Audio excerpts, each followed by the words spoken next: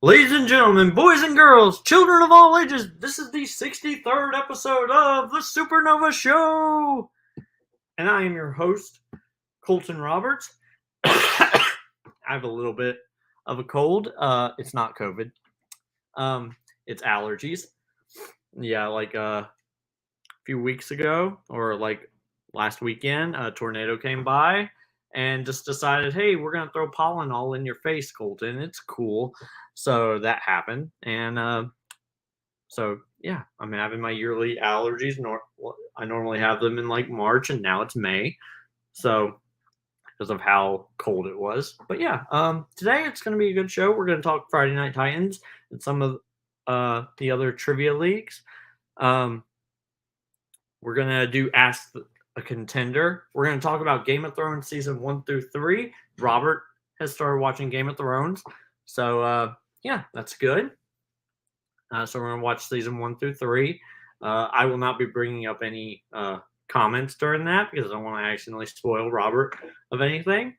But yeah, we're going to talk about She-Hulk, the new teaser trailer.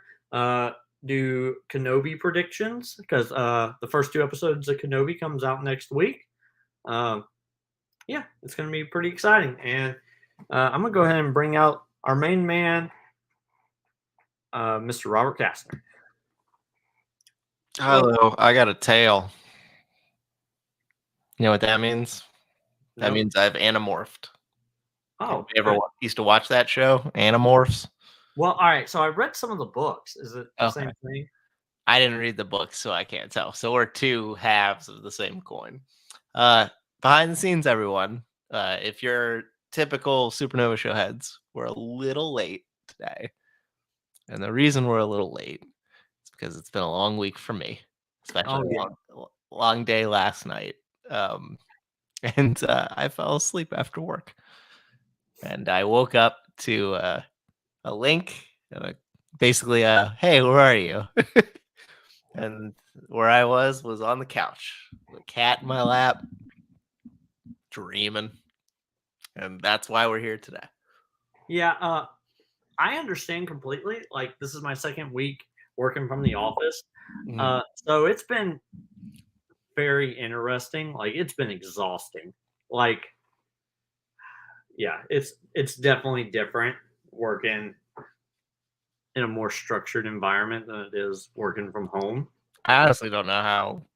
I have to start doing that a day a week in a couple weeks, and then it like ramps up, and I don't honestly understand how that will work and how people used to work in an office and work in an office again today. I don't get it. Yeah, no. I mean, I really enjoy it. I enjoy what I'm doing, but yeah, it definitely has taken. Like, you can't just like get up and like, or I can't turn around and just have Scrubs or whatever on my TV. It's not as exciting, and I can't listen to a podcast or anything like that because there's other people around. It's an entire thing, but I really enjoy myself. So yeah, it's good. But yeah, how's your week been besides all of? It's been fun. It's I have nothing new stuff coming up that I've been prepping for. So this probably would have been I don't know. We probably would have been talking about things and more of an extension of what it is that we're talking about media-wise, but I've been taking myself out of that because I've been watching films that I normally wouldn't watch, but I'm doing that for the sake of, studying, doing that thing. So it's been long, been up late doing some of those things because I don't like to leave it all to the end. I try to get as much done as I can beforehand. Got stuff on the weekend too. So time has sort of shrunk, and I'm trying to get as much done as I can within a short period of time. But it's not been too bad. Just how has yours been? it was good. Yeah, like, work's been great. The kids had their end of grade testing, and they both killed it. So That's good. We're getting ready for summer break. Yeah. Yeah, so that's always interesting. It's going to be a little weird. This is going to be the first summer in a while that I haven't been home. But besides that, um, yeah, like it's good. We had, well, I mean, I went and voted Tuesday, which guess what? I don't really like to talk about politics, but guess what? I like, you know, going out there and doing my thing. Like Mm. that's what you do. And yes, even though election time is happening, which means the internet's all going to be blown up about that instead of like whatever. It's not bad. Like I haven't really seen, like I don't know if it's because now I'm not on my phone all the time. I don't see as much, which makes the world a lot more of a nicer place. But yeah, and then of course like you taking a nap was actually really good because I shared the Yeah. link to all the places before we even started, so I don't have to actually like even touch my phone until it's time to look up the trivia nonsense that we or look up your questions. Either one. Maybe Supernova show should start at 8:15 or 8:20 as opposed to 8 o'clock. Yeah, well, it won't start at 8 o'clock for a while, and then Ah, like well, as long as they're playing baseball, it won't. After yeah. that, then we might go back to 7 o'clock if Ah. you're cool with that.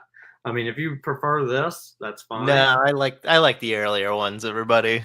Yeah, I like to have a little bit more of the evening afterwards. I tend to agree, and my wife and son also tend to agree because now that I'm working, I don't get to watch like Station 19 and Grey's Anatomy in the morning, Friday morning. Hey, and no one out there, no spoiling crap.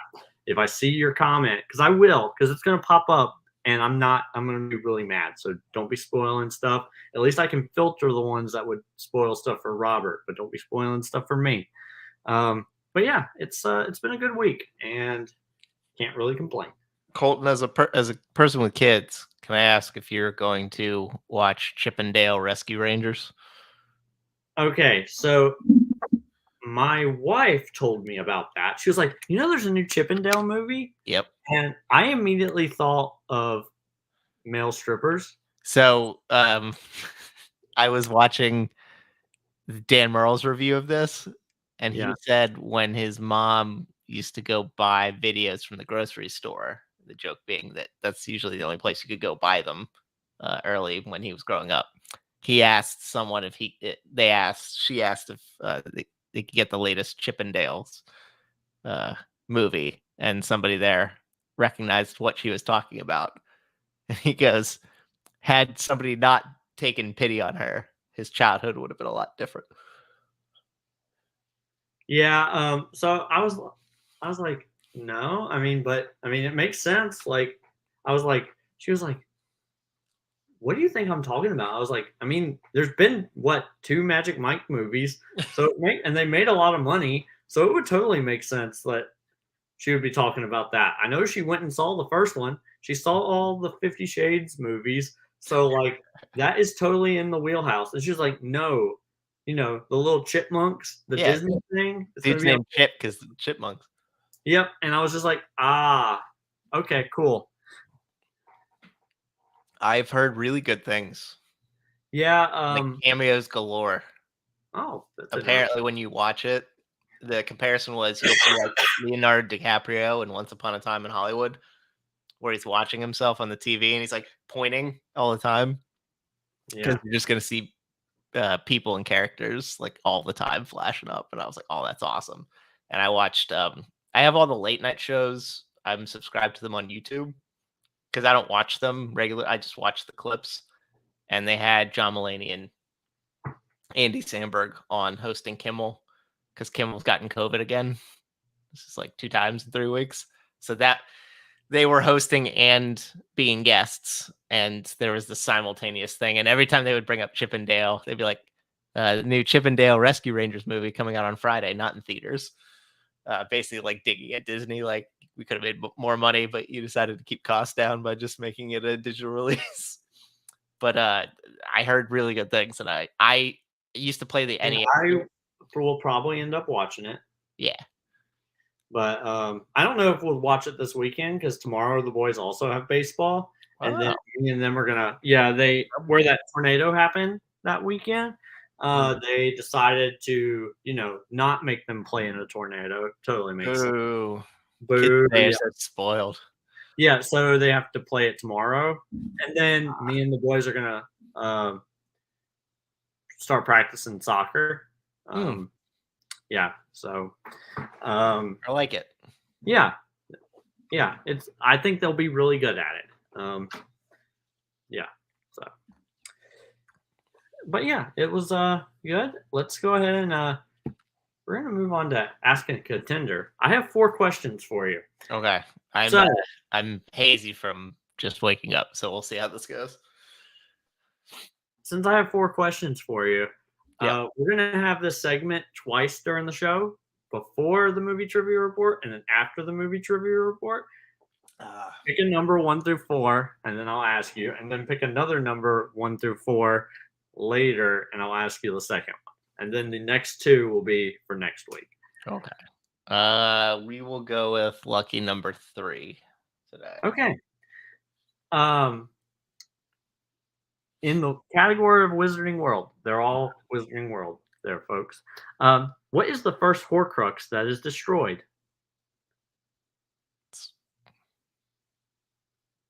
Well, it's Tom Riddle's diary.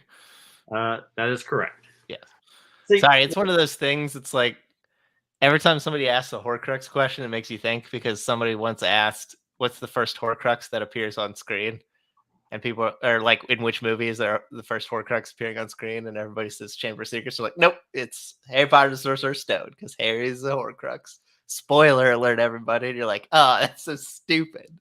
Okay, and spoiler alert, that was one of the questions I was going to ask. So we will now be asking question number 2. I will think of a new question between now and the end of the movie trivia report. Okay. Sorry, I editorialized and took that away from you. It's okay.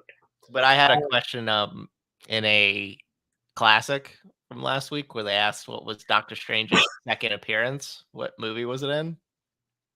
And I was like, it's Thor Ragnarok. But then it was at night. I was a little tired. I had to think about it. I had to burn a repeat. And I was like, no, it's Thor Ragnarok. Because he goes post credits included. But the thing is that the post credit for Doctor Strange is the Thor Ragnarok thing with him in it. So it's the same movie. So there's nothing in between there. It's just when you word it a certain way, it makes you think. And then you have to like go through your Rolodex. Yep. That's how people's brains work. Or at least that's how mine works. Yep. All right, so the movie trivia report. So we're gonna start out with some fan league stuff. Okay. Wait. Let's lower ask a contender, and then we're gonna go to 15 to 18. Oh, you got up a little. Yeah, I scored 4 points and you scored 3 points. So we didn't. I caught up by 1 point, and that's only because you chose Adam Witt. Yeah, I was gonna choose the guy you chose, and then I was like, nah, I don't want to keep doing that. Because I figured the other dude probably was better, but I sort of just laid that one up for you. So yeah, he is apparently 0-8 in all of his matches. Adam Witt. Yeah, it's kind of crazy, right? Yeah, I feel it's not like he's bad. It's not like he with Paul Preston was bad. It's just they always run up against. I forget who they played. They played somebody who like won a championship, didn't they? If I remember correctly, they played somebody of consequence. I just can't remember who it was. But yeah, all right. So you had your match against David. That is finally out. Yeah, it was awesome. I as a person who me and your friends. Mm-hmm. I hated watching that. Also, I'm an architect of my own demise. I said it during the match. If I just listen to the Star Wars question all the way through, I am leading after one, and I take the Wizarding World questions, which I knew all of them, And then he probably takes MCU. He does better than I do, at least according to what he said, but I probably still have the lead. And then I can give him quotes. And then I'll get something else. But the point is that I don't get knocked out in that match. More than likely, I have a lead going into round 4. We don't know. We didn't get through all the questions in round 4. He probably would have got the Star Trek question. I probably wouldn't have answered it. But the point is that it would have went 5 rounds, and at least it would have been it wouldn't have been set in stone. So it's my own fault. But the MCU questions get ridiculous in Ontel Geek now, unfortunately. And it's busted me twice.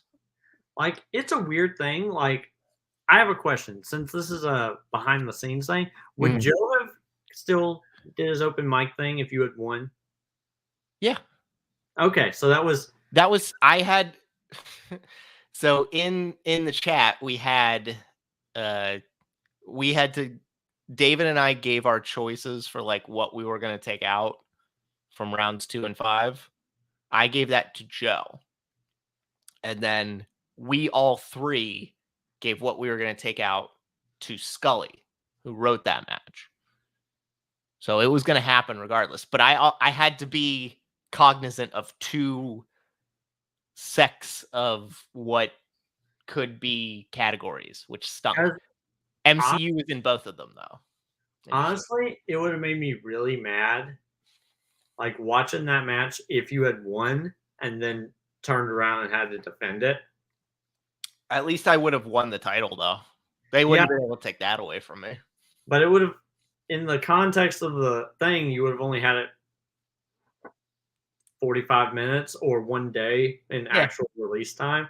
Like, I don't know. Like, Joe probably would have beat me in that match because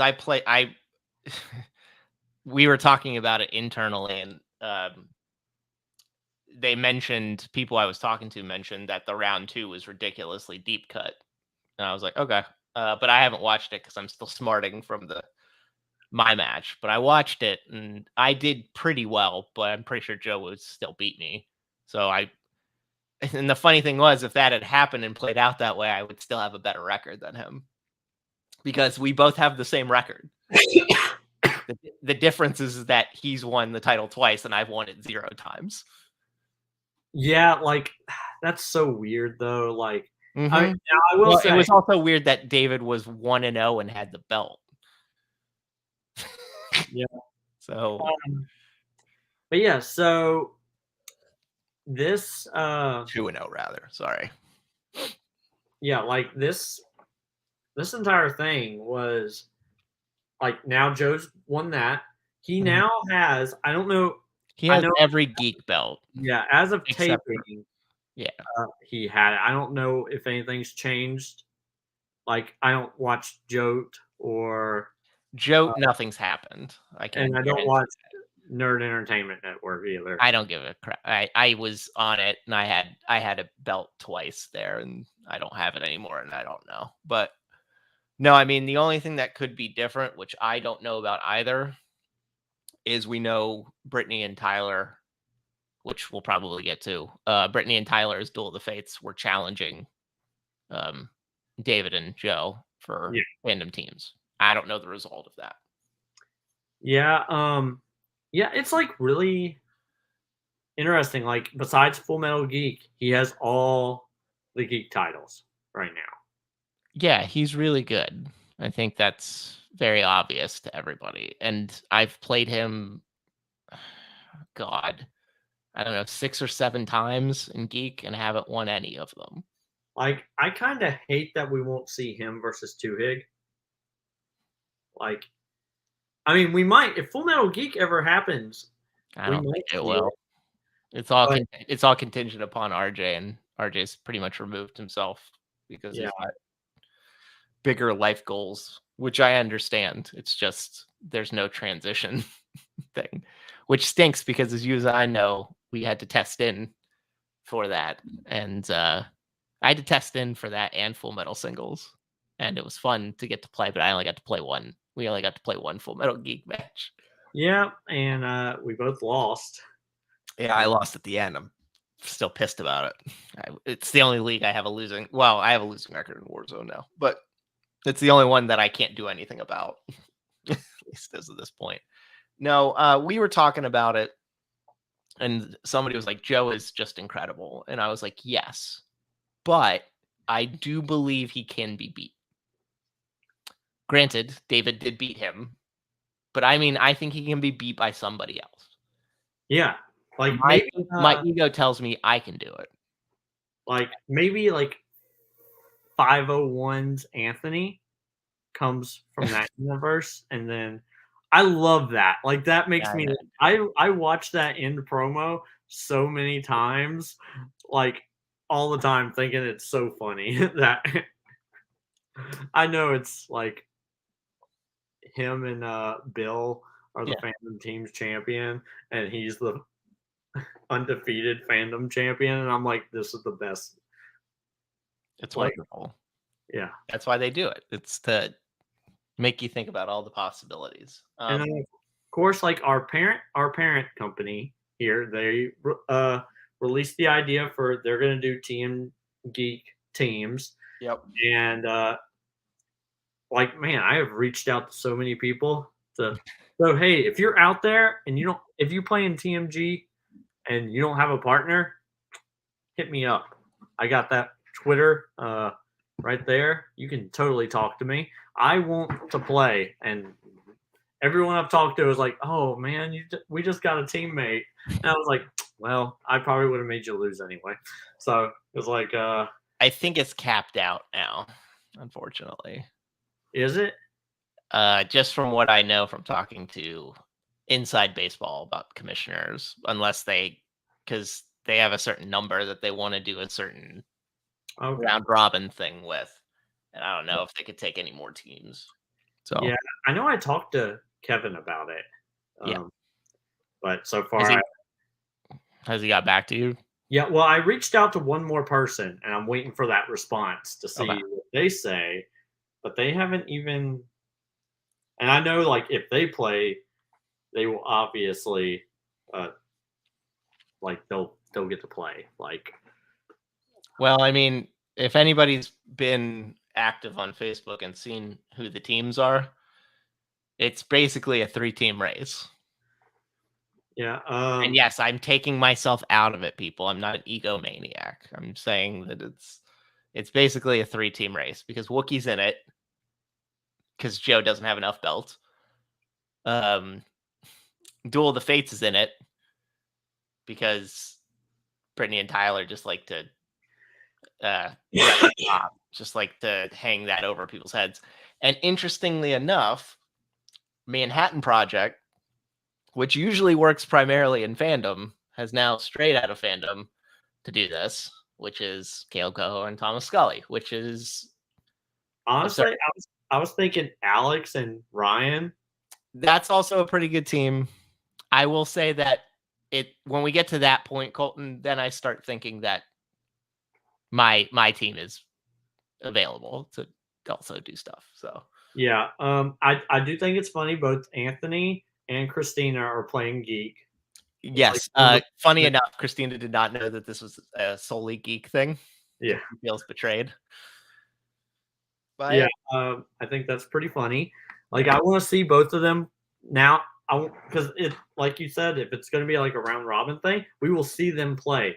And like, I tried to get. Well, I mean, not a full round robin. I don't want to go into the details because I don't want to speak out of turn if we But don't. yeah, like even if we just see them play, like whenever we did the like trivia matches on Supernova Show, like when I set them up to play, Anthony had no idea. She knew. I tried to convince her to take Geek because then it would be more of a level playing ground. Yeah. And she was like, "No, I want to do singles." And I was like, in my brain, I was like, "He'll beat you," but okay. No, I mean, she got to the Schmodown for a reason. It's not just because of her, the personality. She does have some chops. Yeah, like she's good, and yeah, she does have the personality, and like that's what they want, a character, and like Christina is definitely a character. Like Yeah. she's awesome. But yeah, so that's another thing. I'm, And then there's, I don't know if you're aware, there's a league called There Will Be Trivia. And they're sort of ramping up with stuff. They sort of now have.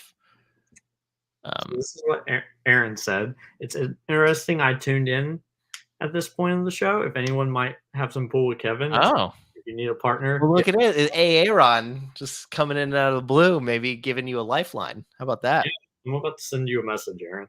Interestingly enough. And then, so I don't know if you know about this There Will Be Trivia thing. That's another league. They have a singles league where they do like triple headers every match, and people just play based on 3 strengths throughout the majority of the year. It's kind of an interesting idea. I didn't do it, but they have a teams league, and I'm doing that with Antonio. And I think Anthony and Christina are also both doing that. But that's just regular movie trivia. And then there's a free-for-all that's airing tomorrow that I am in too. Well, it's recording. I don't know if it's airing tomorrow. So there's all kinds of stuff going on, all kinds of league stuff. We sort of alluded to it. I assume we're sort of getting to the end of the fan league stuff, but fandom, we're pretty much close to getting the 2 title pictures done. Just waiting to get those out. If you've been on the multiplex site, you know that the schedule that they have runs through the end of May, so they're getting close to that. Warzone, they started the singles tournament, which I was in. I don't remember if we talked about. I think we talked about my match last week. Which I got 0 questions right when I watched your match. I remember when I used to play this, and even when I would lose, one of the things I would say was, well, at least I've never been knocked out. In the last year, I've been knocked out quite a bit lately. I know that's sort of the curse of doing well, is that you start then playing people who are really, really good. Although in Warzone, I just seem to get cursed with being pulled up against like great people all the time. And I don't really have a say in that. But that's been going on. They had that match. They had Holtzman versus Jay Burns. Holtzman won. They had this week, they had Joseph versus Bill. And Bill's opening was just fantastic. But Joseph won that. Spoiler if you haven't seen that. And then David played Jack Pinchuk. That got played. And Payson played Dylan Banthine. That got aired. And I don't remember if there's anything else that's come out from that. But the point is that that's circulating 32-man tournament. So Jake can eventually get another sacrificial lamb to beat the shit out of. And yeah, so that's sort of where all the leagues are right now. Ontol still has a singles picture and a teams picture that they're rounding into form before they do tournament stuff. Ontol Geek teams, which you're a part of. I don't know what's happening there. We know that, well, now that this singles title picture is done, we assume there will be a transition now. I was going to say, my son will be probably a year old before my match comes out. So not to besmirch our home network, but I am in a singles tournament that's been active for a year. And I've played 1 match, and there's people who haven't played any. So frankly, by the time that one gets done, I will probably be, I don't know, hopefully not in my 40s, but quite possibly could be the case. Yeah. That would be fun, by the way, if that just like left, and then after like 2 or 3 years, they were like, hey, your next match is coming up. And I'm like, what? Thought that died. That would be the best. I think TMG should just do that. Should just take a 2-year hiatus, but that's all contingent upon. I was going to say, like, they just do 1 round every year. Yeah. That'd be good. 5-year tournament. Yep, 5-year tournament. Like, people have like had kids and gotten married, and like everybody's in completely different places. Yeah. It's like watching Interstellar, you know, when they go through the time warp, they go down to the planet. Yeah. And like 28 years have passed. So when they come back up or whatever, the guy who they were with, who they left behind, is like really old. It would be great if we just came back and everybody just got progressively grayer. And then by the time we were done, we were like old man Logan stuff. Yeah. Barely getting out of chairs.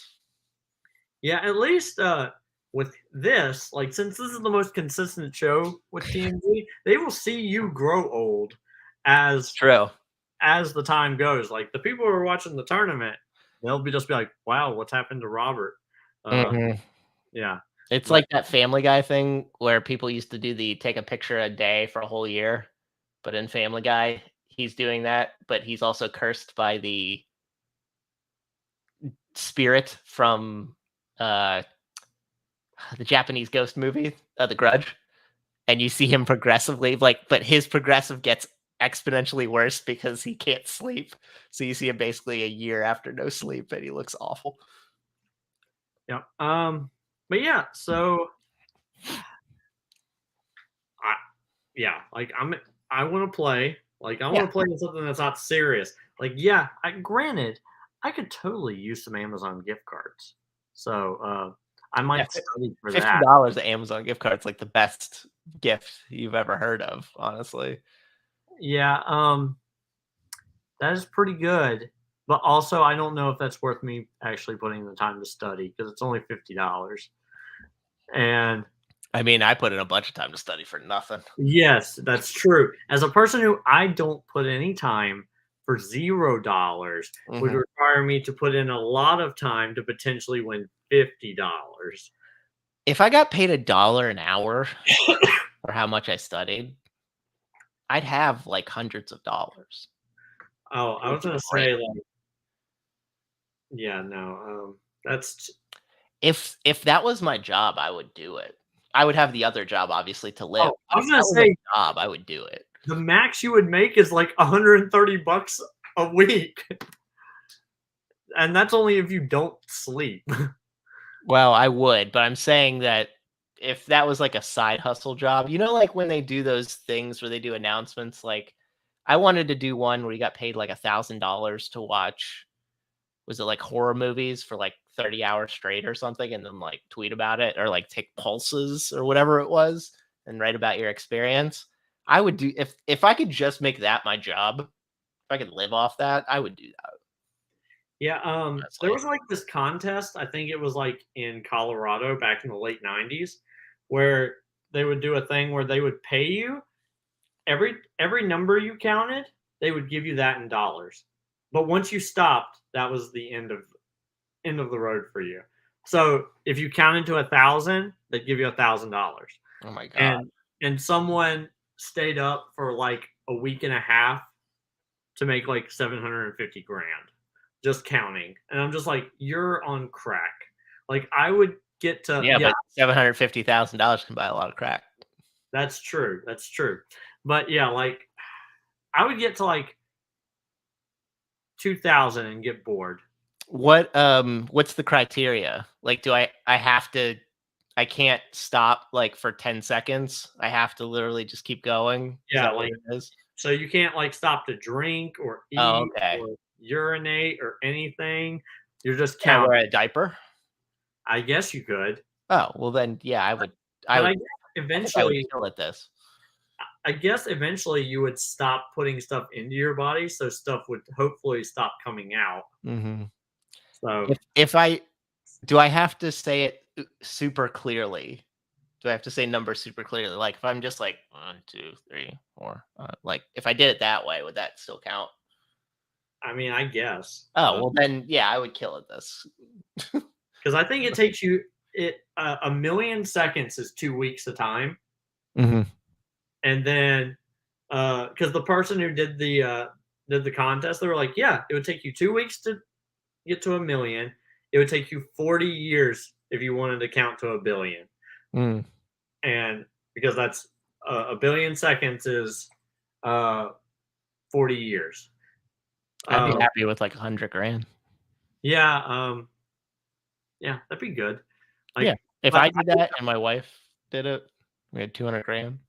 yeah, but I would totally be like, ooh, I would count to like 2,000, be like, oh, that's a month of work for me. All right, I'm gonna take a month off and just chill out. Can That's I how. do other things while I'm counting? I mean, like, Can I look at my phone while I'm counting? as long as you just don't stop, I guess. Oh man! Oh my gosh, this would be incredible. Like, I would get too distracted doing other things, so I would have. Also, eventually, I'd get tired, and like they tell you, like if you count, you'll fall asleep. I would totally fall asleep. Like the other night, as long as um, I punch myself every so often. yeah, the other night I was doing that because like my son was crying, and then we put him down in his bassinet, and I wanted to count how many seconds it took before he started crying again, and I got to like 200 before I fell asleep. I was that. I was just like, yeah, and that would be exactly what would happen. Is I would like it would have to be like worth my trip to Colorado, so I would need like a solid at least $1,000. Can I live stream in? I I have don't. to make the trip. Yeah, I would No, assume so. Have to no, be. but I would totally do the thing where I watch something for 24 hours and make $1,000 or whatever. Yeah, If that could be my job, I would just do that. but yeah. While I'd probably go insane, I'd at least All right. So Friday Night Titans.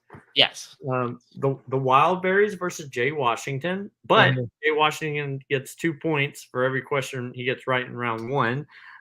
Still, I think is kind of lame because that means Rachel probably would have beat Blofeld's cat back in the day, but Yeah, the Wildberries won by TKO. they Yeah, did, but I was at the beginning, I was like, "Oh my god, is Jay Washington gonna win this?" yeah, I know. Like we both chose the Wildberries because it was 2-on-1, and then I watched the first round. I was like, ah. I mean, the questions in round 1 were cookie cutter easy. How many questions did you get right in round 1 watching? I think 6. Okay. Which is significantly higher than what my normal question count is, and also significantly lower or significantly way higher than it is when I watch fan league stuff. Okay. Like zero, not a single question did I get right in your match. Okay. With I think I got, every question right in that match. So, like, the questions were not of uber difficulty. yeah, I did okay in Black Cinema, and I don't even remember what Jay's category was.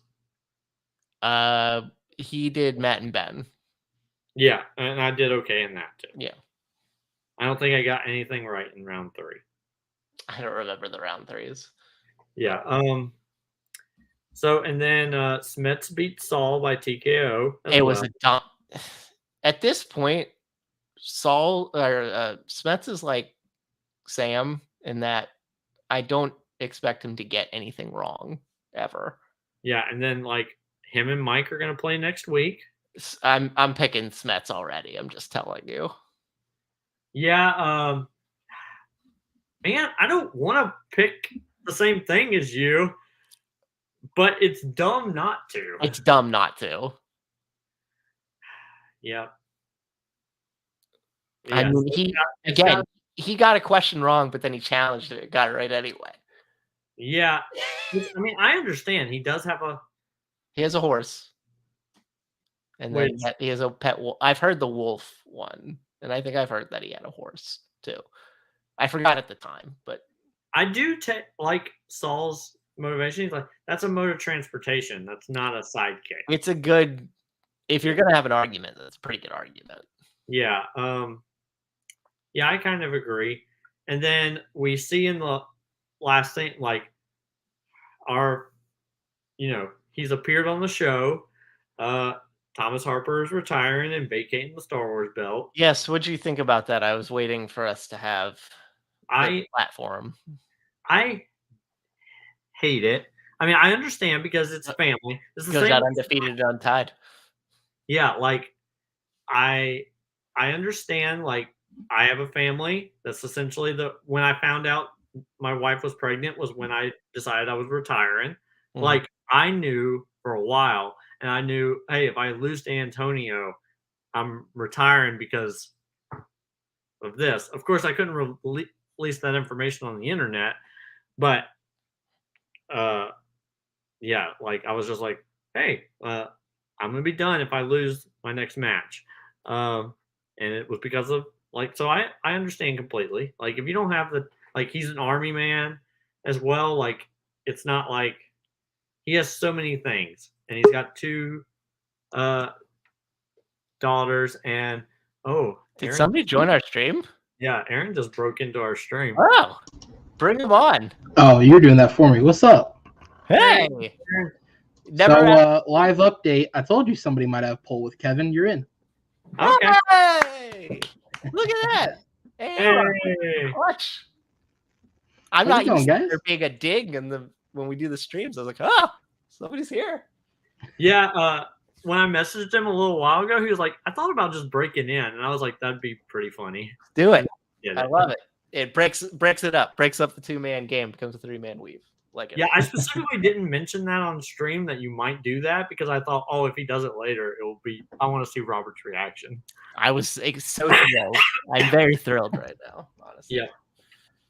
But yeah, like I'll just sit here for a bit and act like I know what's going on. No, I was watching. So what were you guys talking about? I muted it for a minute, but we were at the Thomas Harper retirement.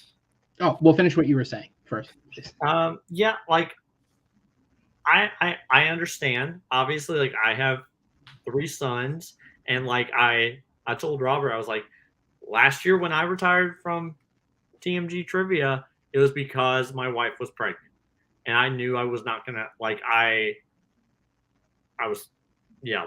knew that was the reason. I couldn't release that on the internet because we hadn't told anyone yet, but I knew that was the reason, and like that was an entire thing. And like I understand like him. He's an army man. Like my job couldn't compare to anything like that. My job's not stressful at all, and he has 2 kids, and he's a lawyer with the army. Like I could never deal with any of that. So like I understand. Like he's got hundreds of hours, like he said, that he has to do to prepare for a match. And yeah, no, I don't have the time for that, and I'm like, nobody has the time for that. That was the thing that was the most interesting to me, was the hour accumulation that he mentioned. I was like, damn, that's I thought I was crazy for what I put into this stuff, and I don't even have any glory. But yeah, and like, so yeah, like I hope he comes back one day. But like, yeah, him leaving out on top is kind of like the Sam Whitworth thing. But like, at least he's leaving undefeated. So if he does come back, like if someone beats him, that like shows him a thing. Like that's an entire thing. Whereas, but he has said that he might return one day. He probably will. Yeah, like yeah, absolutely. I don't doubt that. Didn't Sam Whitworth retire undefeated? Well, his title reign, yeah, but I think he had lost like 4 times just in the league in general. What? Well, did they lose that teams match where he was paired up with Freddie? No, they won that under protest because they did the thing. But I don't remember Sam Whitworth losing. What did he lose in matches? Well, all right, so I think he might have. Oh, sorry, he lost at Celebration during the 5-way.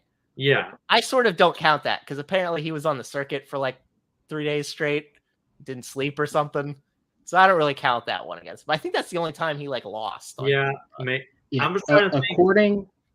According to the Schmodown wiki, which I don't know how frequently this is updated, but he hasn't played long enough, so it should be good. Yeah. He has a singles record of 1-0 with 1 TKO, a Star Wars record of 2-1, and a teams record of 1-0. Okay. Yeah. Okay. So he only lost the Celebration one, and that one you can protest because he probably hadn't slept in forever.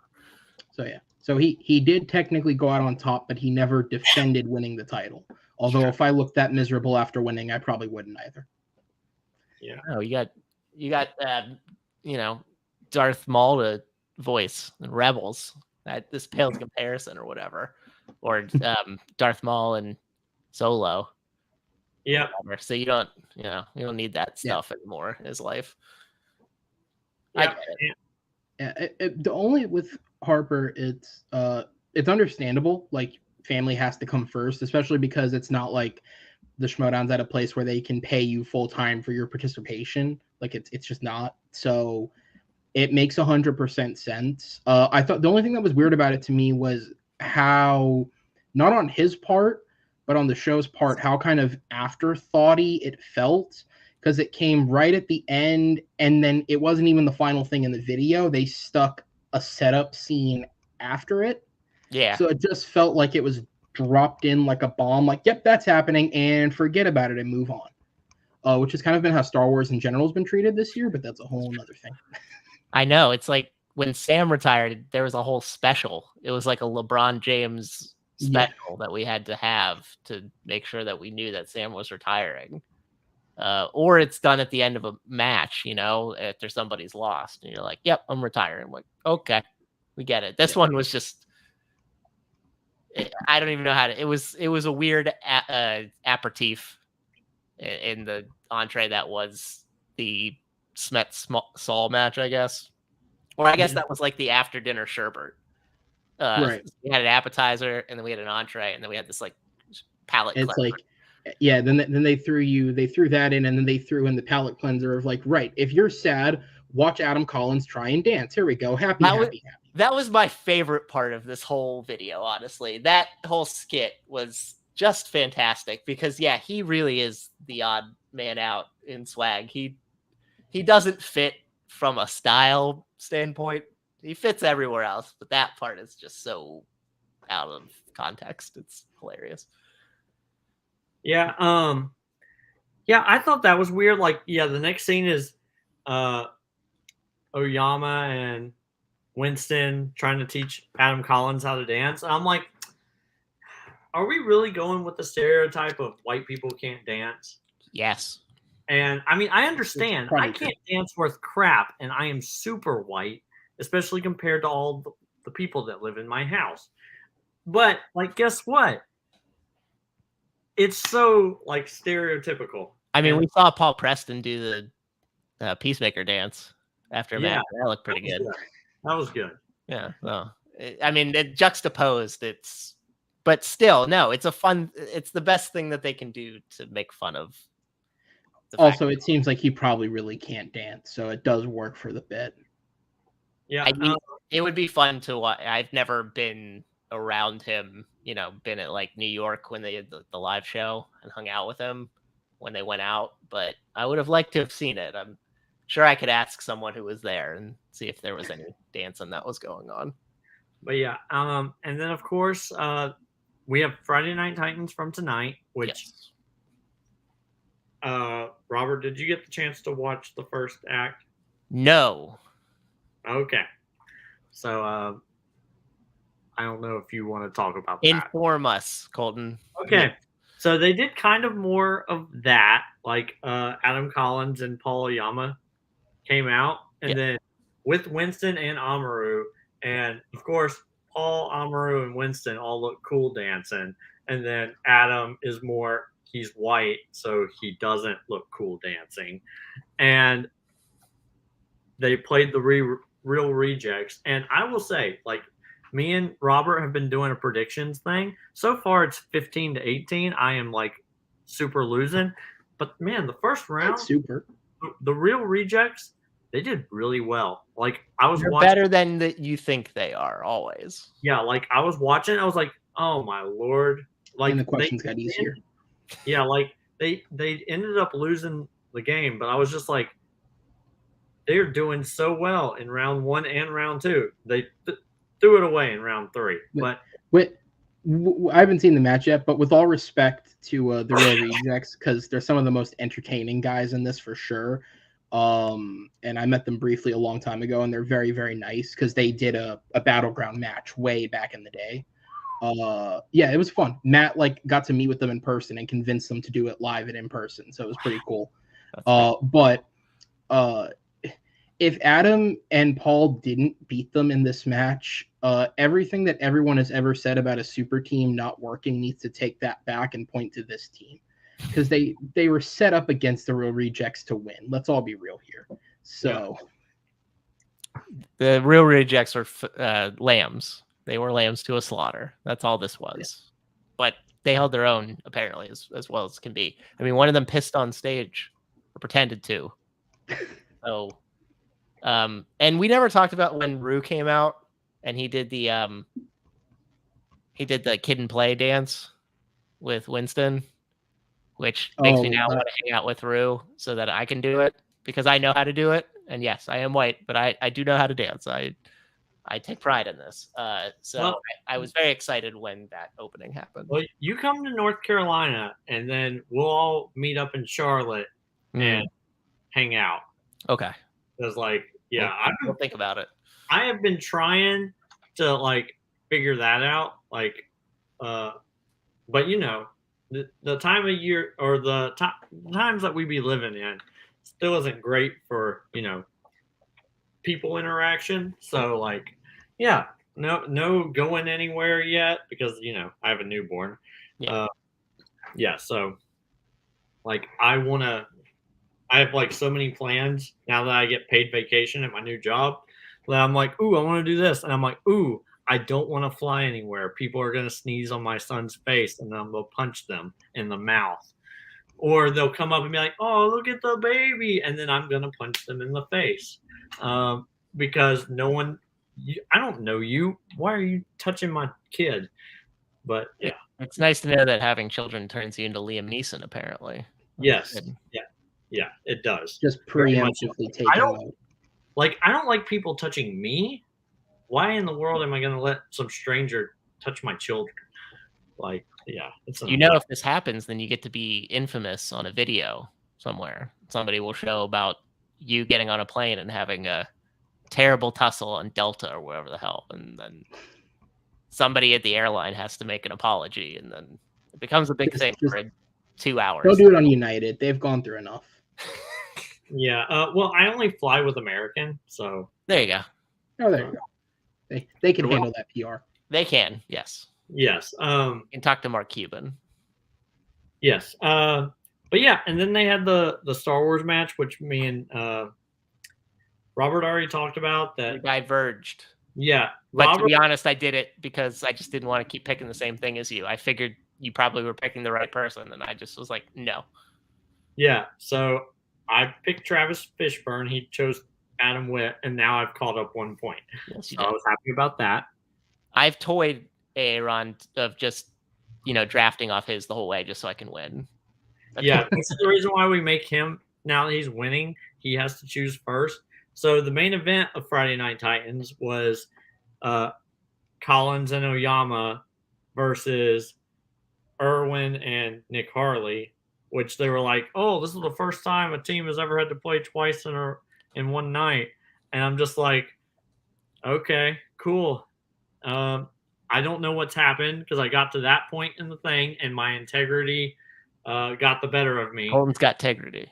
Yeah, so I just know who competed. I was like, ooh, I could probably watch some of this, and then was like, no, that's not okay for Robert. So we didn't do it. I wouldn't know. So are we making the predictions now? Yes, we will do predictions now. Technically, the internet could spoil that for us because that would be fun. I'm pretty sure. If anybody wants help, I can do a quick Google search. Please do not. But Robert.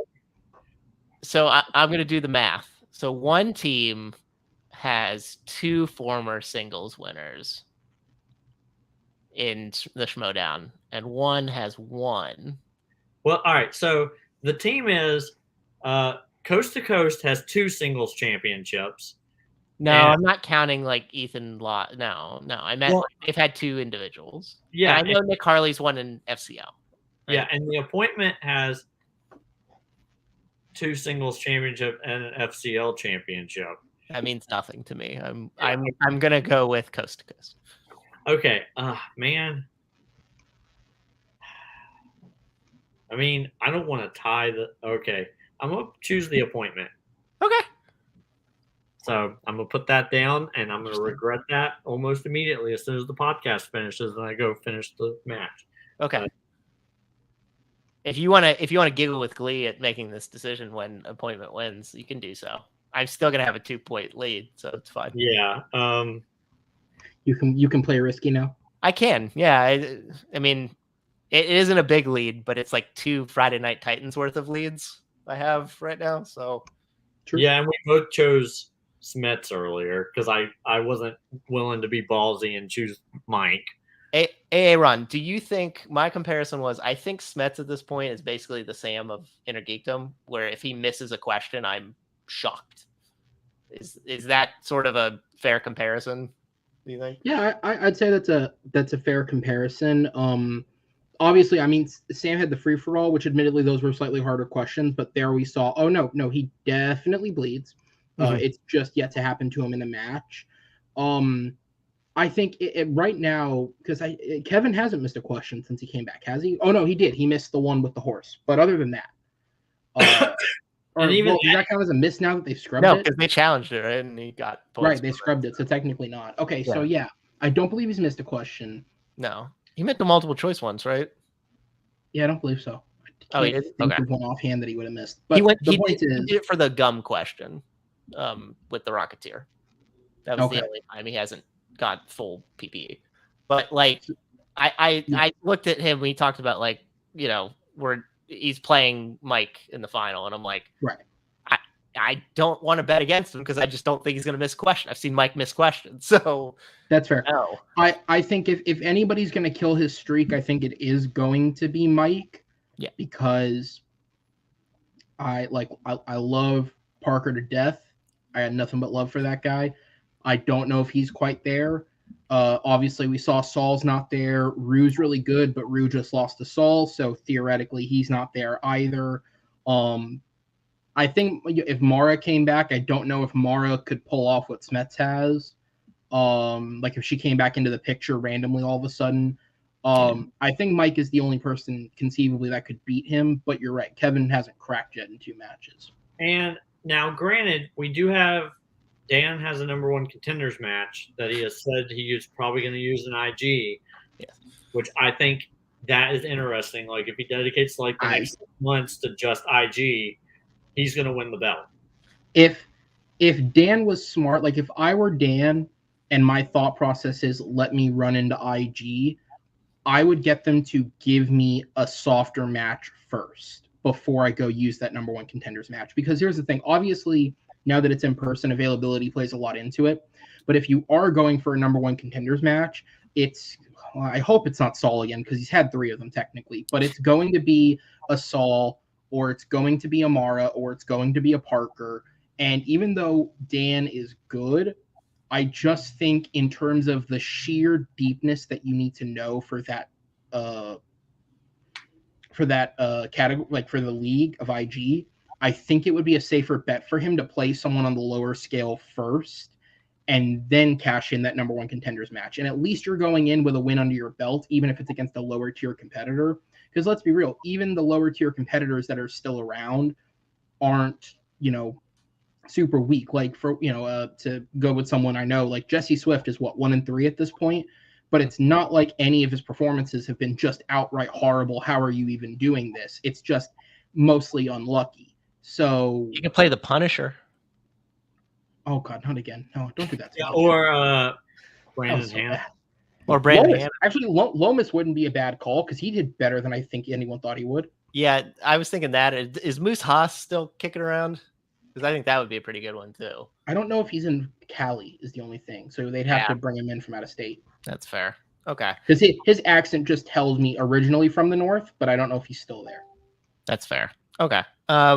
Yeah, and I would like to see. I'm convinced Rue's 2 losses are a little bit mired in controversy. I know he's a friend of the show, but I think they're a little bit mired in controversy. I want to see Rue play a team where he loses.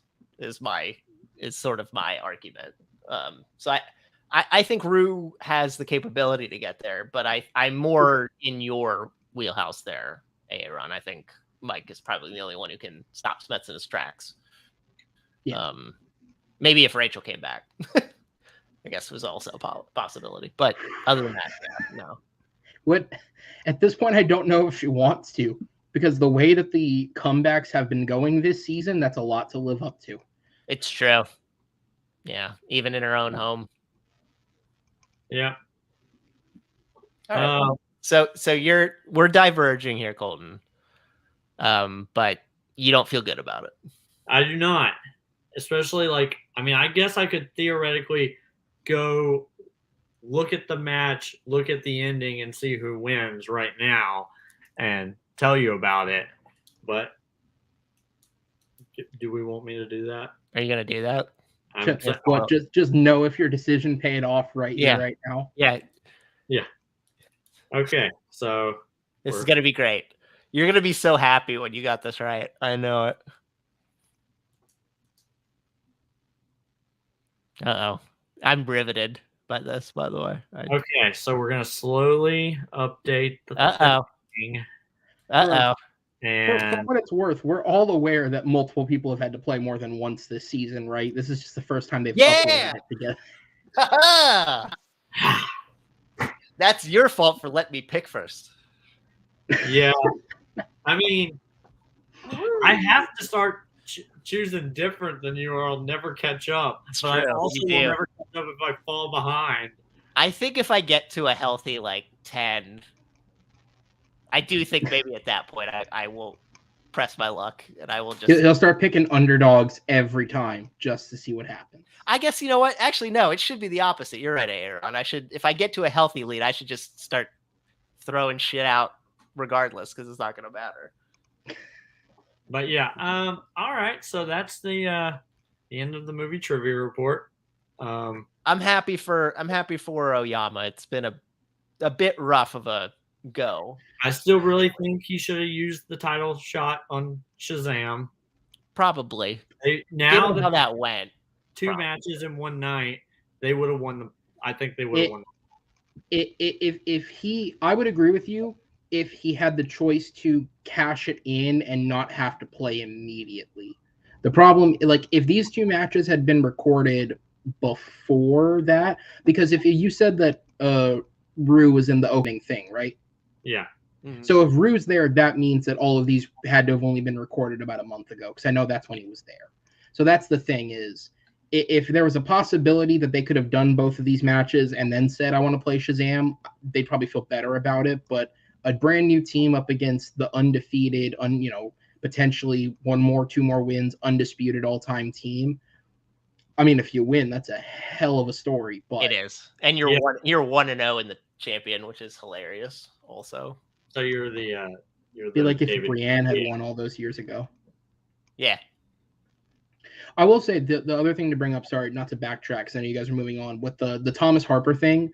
I know in the past there has been a repetition amongst the fans. There's a pattern of anyone who wins the title after it's been given up seems to be looked down upon to a certain extent. And to be fair, I've done it as well when I think the circumstance is worth, the way that it played out is worth it. Whoever wins, whatever way they tend to set this Star Wars thing up, I hope people don't view this person that way, because sure, they didn't have to beat Thomas to get it. But the fact that someone like Adam Witt, who has scored, I don't know what his score was this time, but I feel like for a few matches in a row, he's consistently scored 30 or more points, and he continues to lose. That league is so impressive that whoever gets it earns it, truthfully. That's a good point. I tend to agree, but I think it's going to be someone like Demalanta who just gains back the belt. Which someone one of them? Yeah, which one? Andrew, because he has a number one contenders match. Okay. So I think, and the fact that in the past they've taken number one. I guess that would become a title shot, wouldn't it? Yeah. Yeah, it would be a title match. So. Oh, Robert ran away. All right. Well, I'm not Robert, but I'll try. There we go. I hit the wrong thing. Sorry, that was my fault for you. Apologies. But yeah, so with that, yeah, I think. And by the way, the last time a Star Wars championship was won, when after it was vacated, it was done by Alex Damon. True. And which that's one of the instances where, even though he's good, that is one of the two instances where I go, this feels like it might have been handed to him. I assume the other one being the one you sort of referenced, which was the Star Wars one. We talked about that. Remember when we used to do Schmo Talks? Yeah. To be fair, that failed horribly. You guys are doing way better than we ever did, and you're not even a full Schmodown show. It's true. Yeah. Yeah. I don't know what it is. You're getting recognized on Reddit as Schmodown shows. So. Holy shit! Really? Yeah, Really? you guys are ending Wow. up in their listing, so congratulations. Oh, yeah. I guess Yeah. that's because I get invited to the press junkets. That's true. You do get that. Yeah. I guess that's So fair. that's probably the Yeah, reason why. that's more than I ever got in 5 months of trying. So good job, guys. Which is sad because I remember when I was on there, I watched literally every match. It took me hours, and I really wanted to contribute as much as I could. And you know, Shit happens. That Battleground's getting more views on one match than that show got together. So that's fair. Yeah. You know, sometimes niches, you got to find the right niche, and even things of passion that you love might not be the thing that's the most popular, unfortunately. Oh well. Well, I'm glad to hear that we're Reddit famous. Yeah, look at that.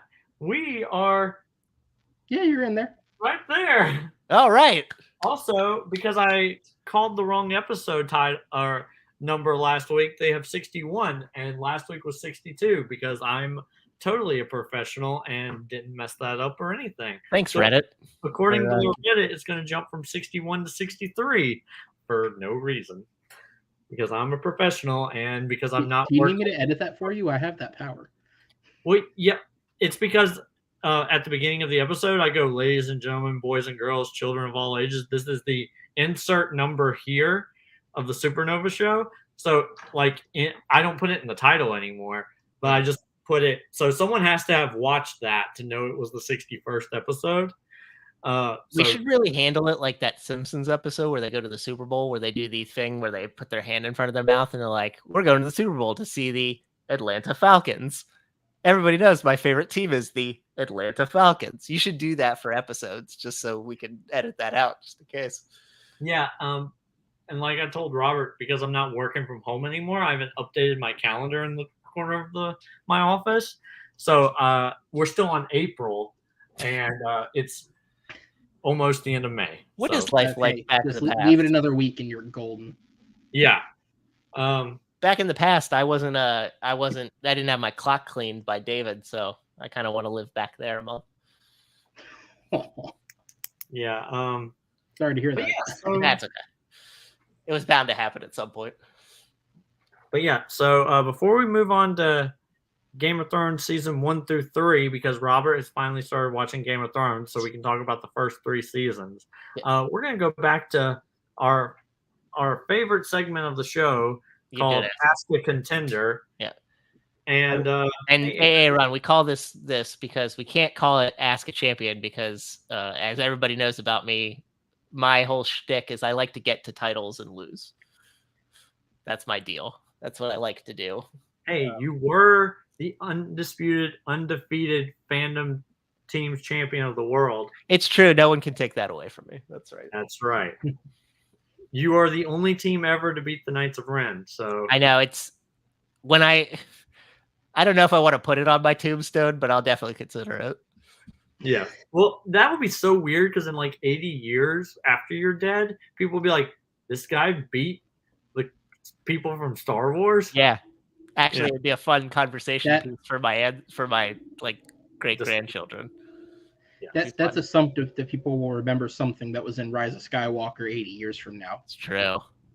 I was watching Force Awakens the other day, and they were like, it's that scene where he's talking to Snoke, and Snoke is like, even you, the Lord, the leader of the Knights of Ren. And I was like, oh, this aged so terribly because they're such baby back bitches in the Rise of Skywalker. But guess what? There will probably be another trilogy that will make this trilogy look golden because apparently that's what Star Wars does, is they make a trilogy that's even worse. And then, like, when you look at, like, the prequels are, like, masterpieces compared to the sequel trilogy.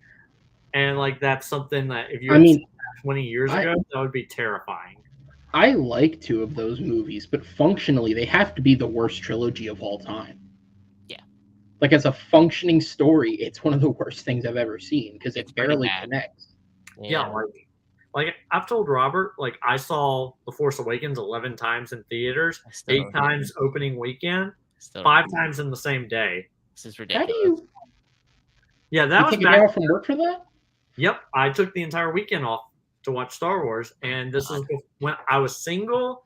Ready to mingle. Oh, okay. Yeah, I was single, a virgin, and had no life. So I had those three things going for me. So it was Star Wars. I didn't know the second part there, Ron. I never wanted to guess. Neither that. did I. So Thank you for putting that out there. Yeah, well, it's Right. okay. Holy God. It happens. But yeah, like, yeah, there was. And if you see the big thing, which was the Vanity Fair cover, I mean, in my mind, there's really not going to be a trilogy of movies for a long time because everything's put into what's going on with the shows. True. Yes. Like, I know I mean, this week what they didn't talked about how Patty Jenkins' film got booted, right? They got rid of that. The next one is the Taika Waititi one, which is obviously great. That's what I would want to see anyway. But Yeah, know. that exists. And is that the same thing as the Kevin Feige movie, or is that different? That's a good question. I don't know. That would make a lot of sense if it was, right? Apparently, Rian Johnson still has a contract with them for that trilogy. It's just on the back burner because of Knives Out. So yeah. And honestly, I'd rather him make Knives Out movies than Star Wars movies. So that's fair. I like The Last Jedi as a movie. So if he wants to do something of his own volition, I'd be curious to see it. No, I love The Last Jedi. I think it's the best one of those three because it's subverts everything. But I'm just saying, like, I'd rather watch Knives Out movies, honestly, prettiest than Star Wars movies. Yeah. I think. Oh my God, that comes out in like December. Oh, thank you, Aaron. You reminded me that that's coming soon, and I'm very excited. What comes out? Knives Out 2. Oh yeah, it is this year. I saw the other day they're thinking about putting it in theaters, which would be dope if they do. They probably should. It would probably make a lot of money. And Netflix needs money right now. So, Robert, you have since you accidentally spoiled one of my questions. Yes, I did. I apparently looked into the future. It was great. Yeah. So we do this thing called Ask a Contender where I make up questions for Robert and then he answers them. And then somehow he also answered another question that I hadn't even asked earlier. So now I have two questions for you. What can I say? You want question number 1 or question number 4? We'll do question number 4. Okay. How many actors have portrayed the character of Voldemort / Tom Riddle? Oh. 4. That is incorrect. It is 5. The actor who plays Professor Quirrell. Oh, you're counting Ian Hart. Oh, you're counting Ian Hart. Okay, fine. Yeah. I was gonna say I was with you, right? Because it's Chamber of Secrets, Ralph Fiennes, and the two from Half-Blood Prince. Yeah. So it's because he plays the back. Yeah, of the he does. All right. He does. Yeah. So right. that's 5. Okay, fine, whatever. Could be 4.5, frankly, but that's whatever. Okay. Well, since we got another one, how many Wizarding World movies is the character of Nagini in?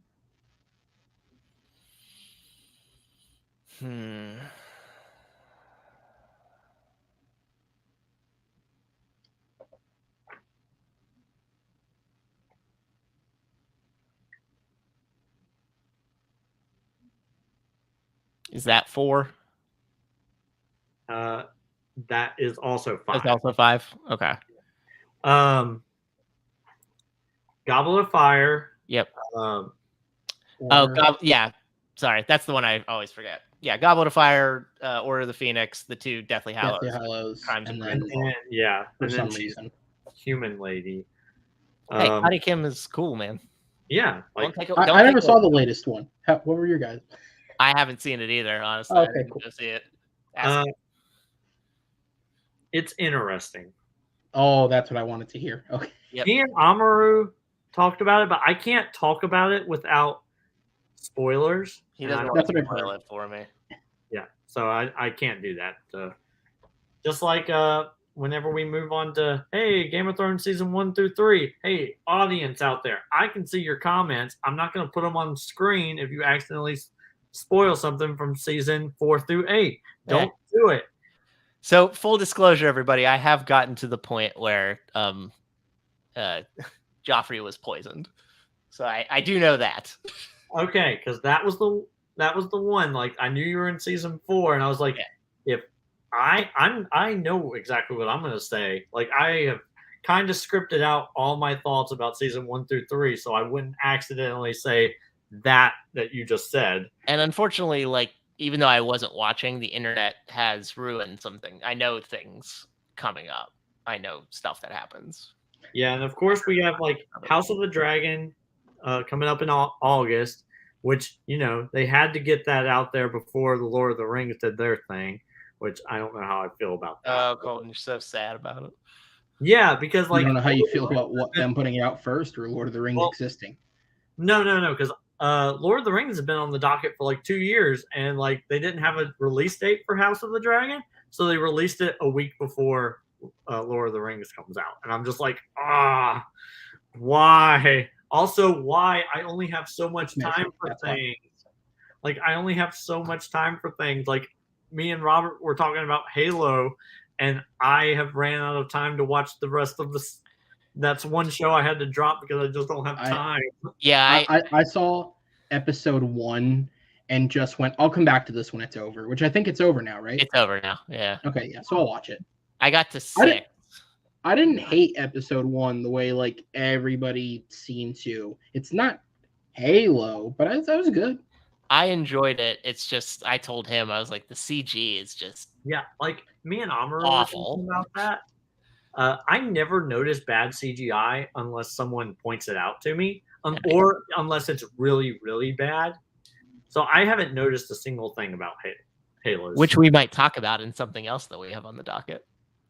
Yes. And I don't really understand that one either, but like... Oh, we'll talk about it. It's fine. We're going to talk about She-Hulk in just a bit. But yeah, Game of Thrones season 1 through 3. What did you think about it, Robert? As a person who you have not read the books. I started reading them. I have the first 5 books on a old Amazon Fire that can't hold a charge somewhere. So I have it. I bought them. I think I read the first 100 pages, and I just, for some reason, always things come up and I never go back to it. Yeah, I understand. Well, don't worry. You could probably still be on 100 pages of a Game of Thrones for the next 15 years, and he still won't have released the 6th book. So you're okay. Yeah. I'm not bitter about that at all. Nope. Of course. Haven't been waiting 11 years or anything. Nope. Not at all. How do I feel about the show? I think my wife and I binged the first season in like 2 days.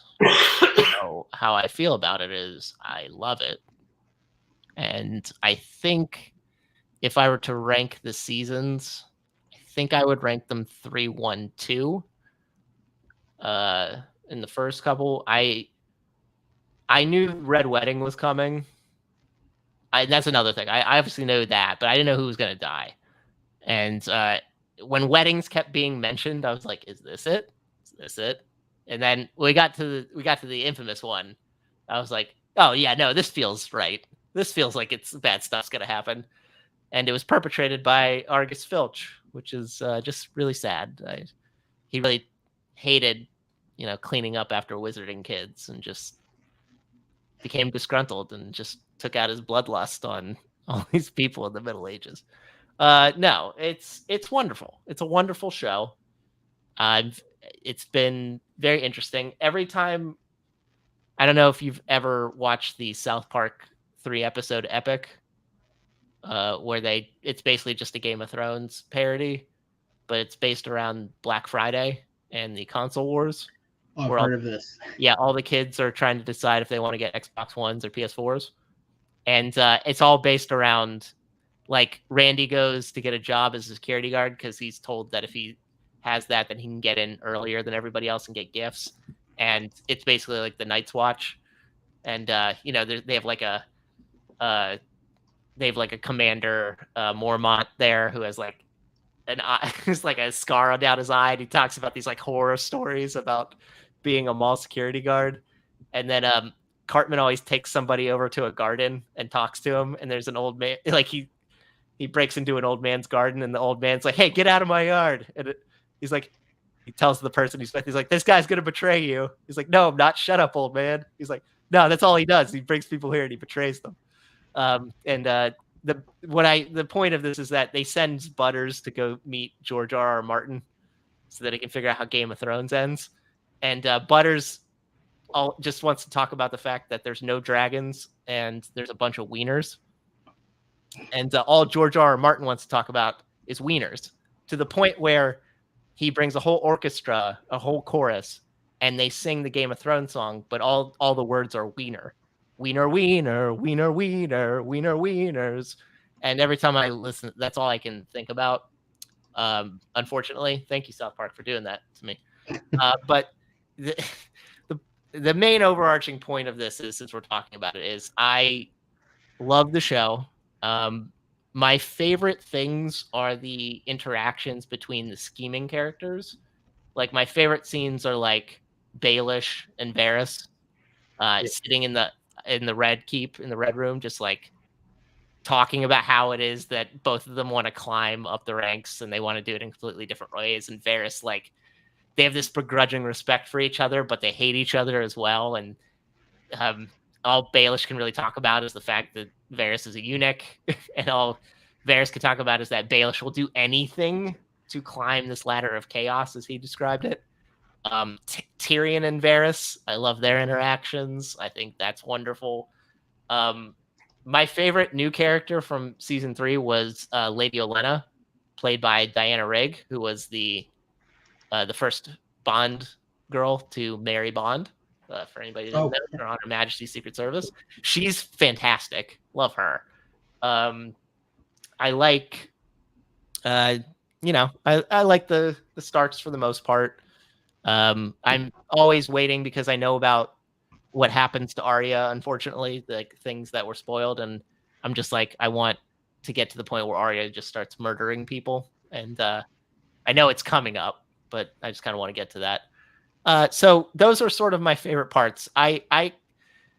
Blackwater was hyped up a bit for me. I actually thought it would be a little bit more, but I did very much enjoy what happened there with the wildfire and the fact that Tyrion almost got killed. And then freaking Tywin comes in and saves the day. And then he rides a horse into the throne room, and the horse shits in the throne room. And I was just like, you can do that? You can just ride in the throne room and it's cool if your horse shits everywhere? Apparently so. If you're the hand of the king, doesn't matter. I love the show. I'm weirded out by the Bran stuff. You know, it's been like 3 seasons of him having, well, now it's into season 4, 3+ seasons of him having these weird visions of trying to find a raven. And it's just like, hey man, can we get to you killing this 3-eyed raven so we can move on with our lives? But it's also just fun to also see like actors that I know from different things coming in. Like, you know, there's like 3 Maze Runner actors in the show. Oh yeah, which is weird. You know, it's fun. It's been great. I've been enjoying the ride. I've taken a little bit of pause, everybody, which is why we were only doing seasons 1 through 3, because I have things coming up. But I very much enjoyed it.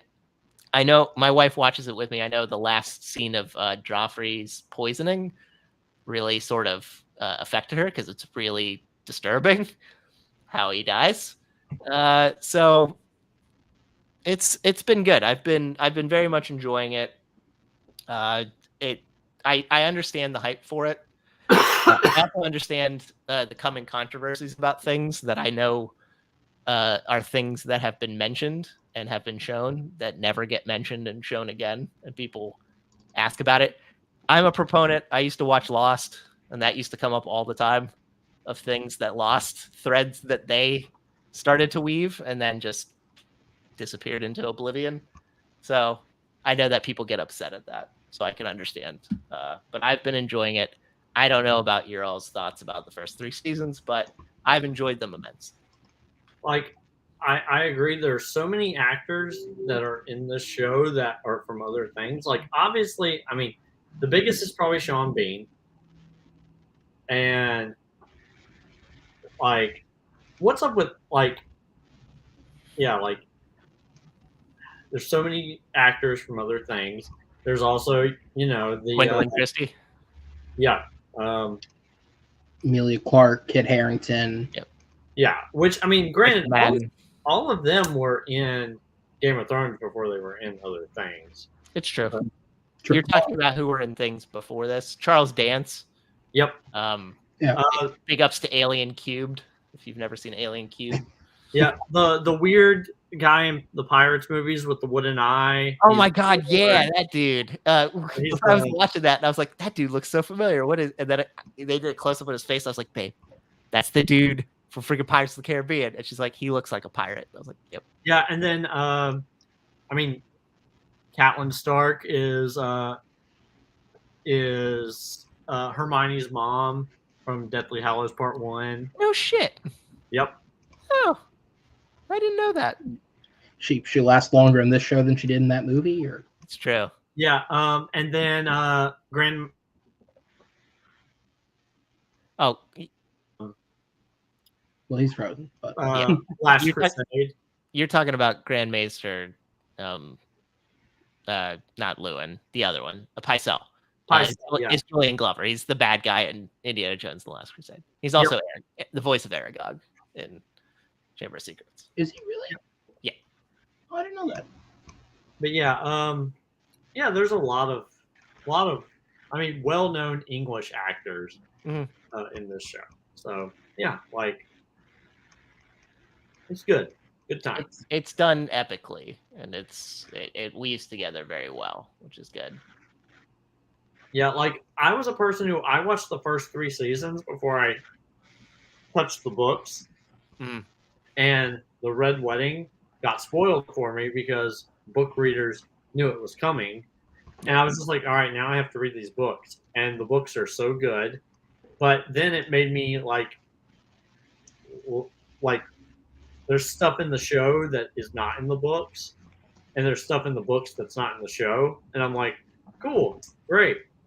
It's like there's also the weird thing that all the kids are supposed to be like kid age. yeah, you can't have kids do the stuff that they show on TV.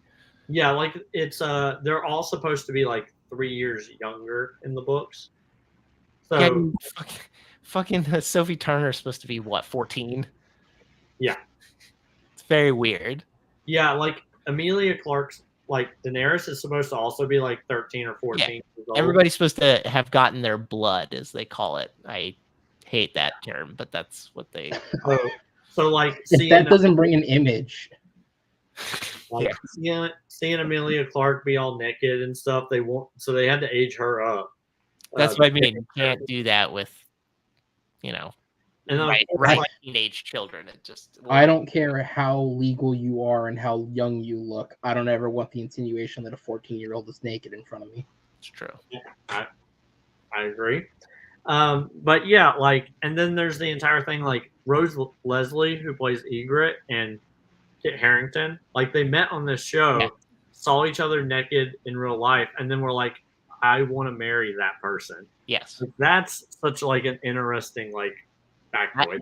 I had the question if she, how she imitates him and makes fun of him. Yeah. Throughout a lot. I was wondering if she did that in real life to Kit Harington, and I my hope was yes. My hope was that she just made fun of him all the time because he does sound like that. He has that sound to him, and if I were married to him, I would annoy him with that too. I would make fun of him because he deserves it. I would just remind him that he was in Pompeii. That's true. Yeah. You also have the weird thing, which I watched Eternals before I started watching this, which is the idea that Robb Stark and Jon Snow are fighting over the affections of a woman named Cersei, which is hilarious. Yeah. But yeah, like I'm trying to think of what else I want to say. Oh, I did get to season 4, so Pedro Pascal's in it, and I'm digging on that. Obviously, because he. So full disclosure, I'm very aware of this show, but I've never seen it. So a lot of the references you're making, I can understand. I've heard about it, and the actors, of course, I'm aware of who came from it. Is it weird to anybody else? Because he's only in, I believe, I don't know how long he's in the show. But I know it's not like an entire show's run of screen time, right? Like, because he comes in season 4, you said, right? Yeah, I think he's in. I don't know. Obviously, Colton's making a face, so It's not. Well, no, because now I feel bad because we're talking about it with Aaron here. Oh, I don't care. I don't care. If I wanted to see it, I could have seen it. But the point that I'm making is, out of all the like potential stars this show could have created, it is interesting how somebody who in the grand scheme of the run was not there as long as the rest of them necessarily is the one who hit the biggest, because Pedro Pascal is arguably the biggest of them. As of this point, he's definitely the most successful from everything. So I think that's really interesting. It shows that like being a lead from start to end on a show like this doesn't always guarantee you the success. No, there's one I was thinking of for a show I just watched, and I can't remember which one it is, but it's always weird when you go back and you look at who hit the biggest from some big shows, and you're like, damn, it was this person? That's really weird. And I wish I had my example in my head. I mean, I just saw Parks and Rec on TV. The fact that Chris Pratt hit the biggest out of all those guys. That's fair. Yeah, that's a big one for sure. And as an action star at that, when you see how fit he was in the first season, like... my wife and I always imitate his monkey walk when he wears Rob Lowe's like shoes that look like feet. He does the... It's wonderful, is the point. That and the behind the scenes thing where they do their outtakes, and they do the thing about everybody likes a comeback story. And he goes, Kim Kardashian. And they're like, well, she did really do. Well, he's like, well, I watched that video. She had a lot of cum on her back. And everybody fucking dies. Which is the best joke. It literally is. It's a great joke. He was born to improv, I guess, is the point. But yeah, I'm digging on the show. It has been interesting how people's sort of careers have coordinated from this. Obviously, the funny thing is I sometimes watch the after shows where Benioff and Weiss talk about it. And now I think about what's happened to them, and I'm like looking at them recording these, and I'm like, stop. Quit while you're ahead. Things are going to get bad for you. I mean, to be fair, like, if you, at least from an outsider's perspective, it does feel like they were kind of set up to fail a little bit with this show. They were. Because you're adapting a hugely popular book series for the bulk of the run, and then it's like, okay, now you have to try and end it, but it's not the ending that's going to be in the books because George R.R. Martin's not giving you fucking shit to work with. And all of a sudden you're going from simply having to adapt stories while making adjustments to completely writing your own interpretations of these characters. Well, and like it's not shocking the show went the way that it did. And David Benioff has never been a good writer. Like, he's the one who wrote X-Men Origins Wolverine. Origin sucks. Anyone see Gemini Man? Yep. Yeah, he did that one too. He's a screenplay writer on that film. So half the team is not good. Like, the dialogue that's in the show up until I think like season 5 is all mostly directly from the books. Mm-hmm. That's the reason why, like, in later seasons, they don't have as much material to go off of because, again, it's been 11 years, George. I know no one's watching this show and you don't care because you're rolling around in your millions of dollars, but I want the books. Dang it. Elden Ring's success tells me he doesn't have to write that book right away. I agree with your thing about Benioff, but I do want to highlight that he did write the 25th Hour, the Spike Lee movie, which is a very good. I know it's based on a book, but that's a good movie. He did The Kite Runner, also based on a book, also a pretty decent movie. So what we're getting at is he knows how to adapt the shit out of a book. It's true. And then that year he did Origins. He did Brothers, the Jake Gyllenhaal, Tobey Maguire movie, which is also a pretty good movie. So he's 50% for sure. Right. And that Gemini Man script, I wouldn't put that fully on him because if you read into that movie's had such a bad history in Hollywood, man. Yeah. That like there's way more writers than the ones they credited that had their hands on that thing. It's true. Right. There's also a weird, I just remembered, there is a weird thing because my wife and I did watch the Marvel shows. It is weird that Iron Fist came from this show. Yep. It's very strange. Oh, yeah, they did. Yeah. He came up and I was like, that's fucking Danny Rand? I was like, oh my God, that's Danny Rand. Yeah, and then of course, like Marjorie Tyrell is in the first Captain America movie. Yeah, she's the one who almost what's the term I want to use? Homewrecker. She's the homewrecker of Steve and Peggy's relationship. Yep. She's also in that Suicide Forest movie. That's what my wife had seen her in before this. And I was like, hey, The remember McConaughey that? one? Which one? The McConaughey one or the No, there's horror there's one that came out like 4 or 5 years ago. She's the star of it, Natalie Dormer. And I think she had a twin who goes to the Suicide Forest, investigates. Oh, dies that's the chick from the Hunger Games movies, right? Is she in the Hunger Games? I think so. I think she's in the last two. Yeah. Yes, you're right. Okay. Yes. That I used to watch Suits. There's a lot of Suits people who are in really? this. Varys and Catelyn Stark, both in Suits. Obviously more buttoned up, pun intended. But it's and Gale from Breaking Bad also in Suits. A lot of people who had very short runs on very successful shows in Suits, and then obviously that show is interesting because the most famous person coming out of that was Meghan Markle, but not because of her career, because Not for her acting career. Yeah, not for her acting career. Speaking of homewreckers. Speaking of homewreckers, but to put a bow on the Game of Thrones season 1 to 3, it's been great, and I've been enjoying it. Season 4, I think it's if I know Colton correctly, it's basically like 7 and 8 that are where everything goes off the rails, right? But and a little bit in 5 and 6, I think a little bit, right? It's like the first 4 are unassailable, and then it starts to get a little bit weird.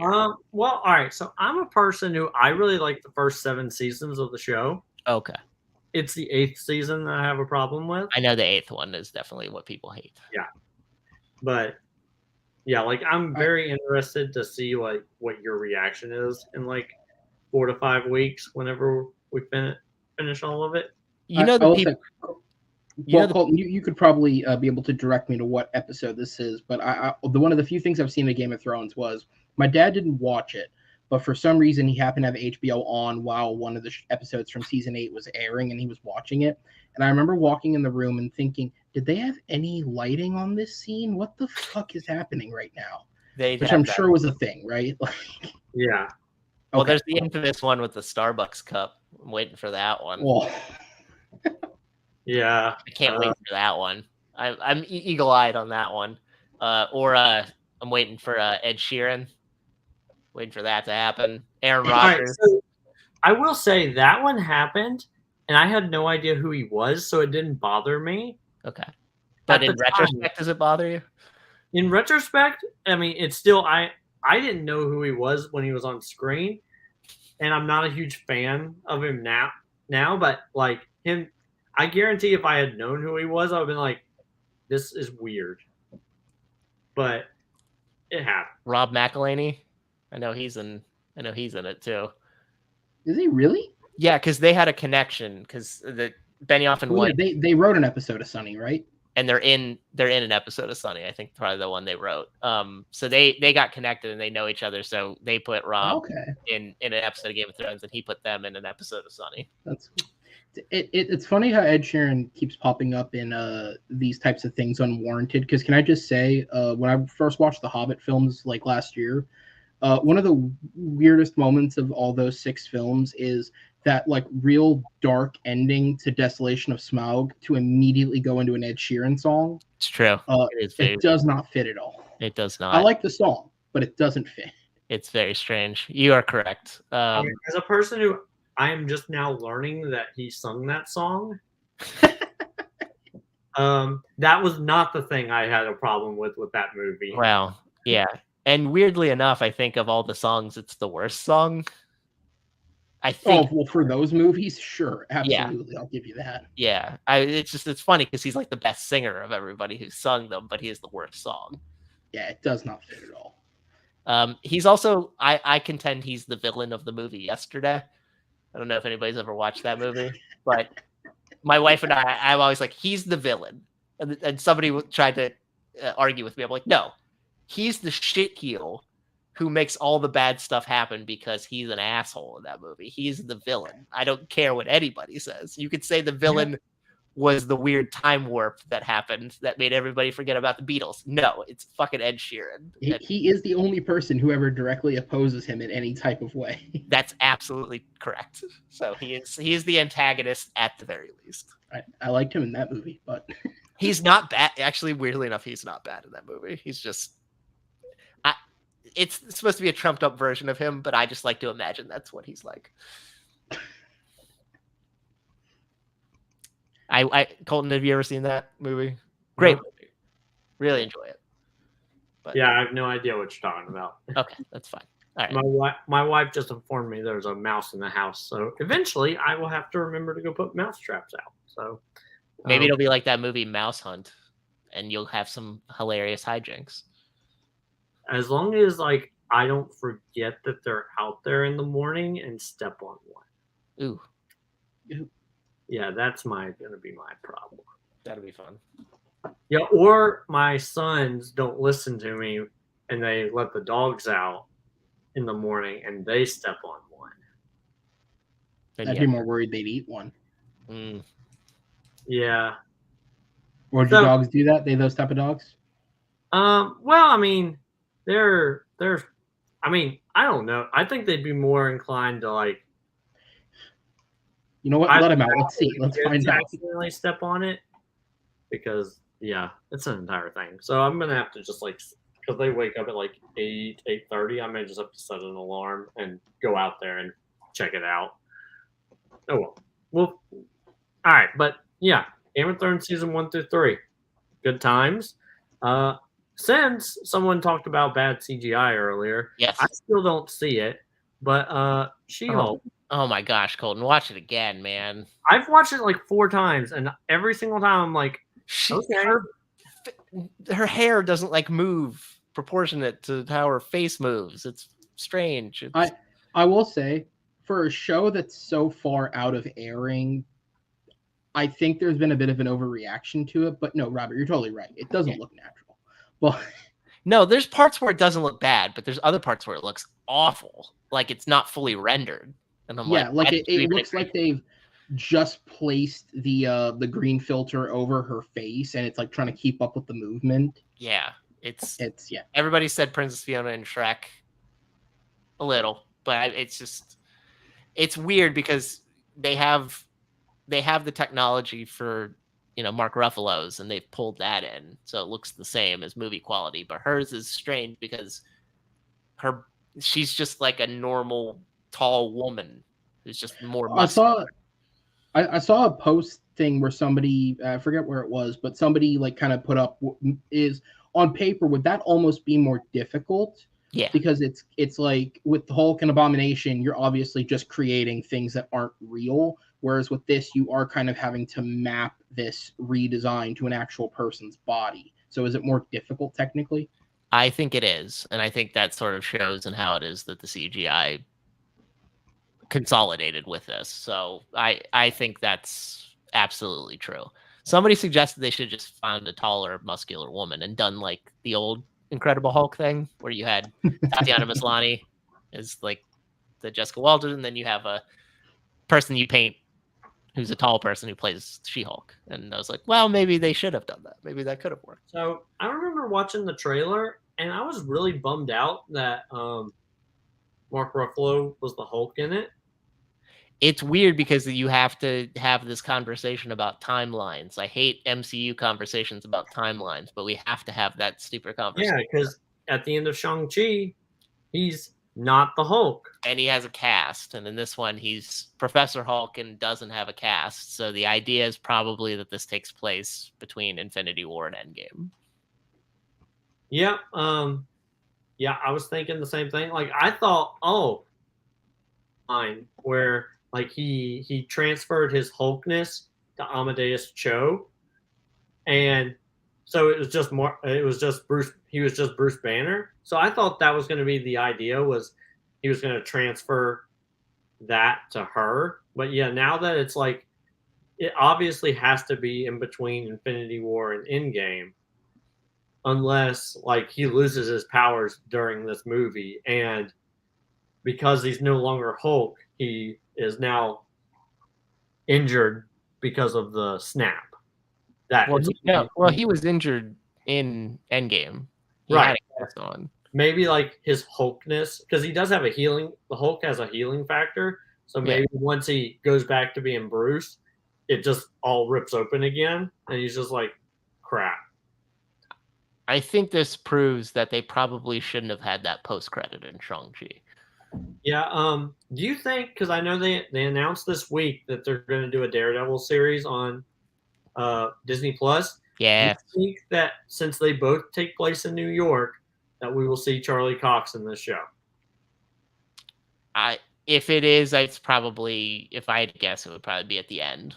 Because I know, like they say, like I don't know why people run into each other all the time. Me and my wife, especially in New York, there are 8.3 million people in that city, but everyone knows everyone in that city.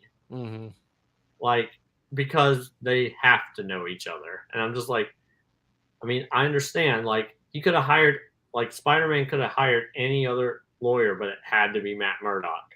And it's going to be the same thing. Like, she's going to be like, oh, I'm friends with Matt Murdock or Foggy Nelson or something. And it's but it's a city with 8.3 million people. They really should not know each other, but they're going to. So that's interesting because the first part of this trailer is the idea that Jessica Walter works for like a law firm that has a specific superhero division.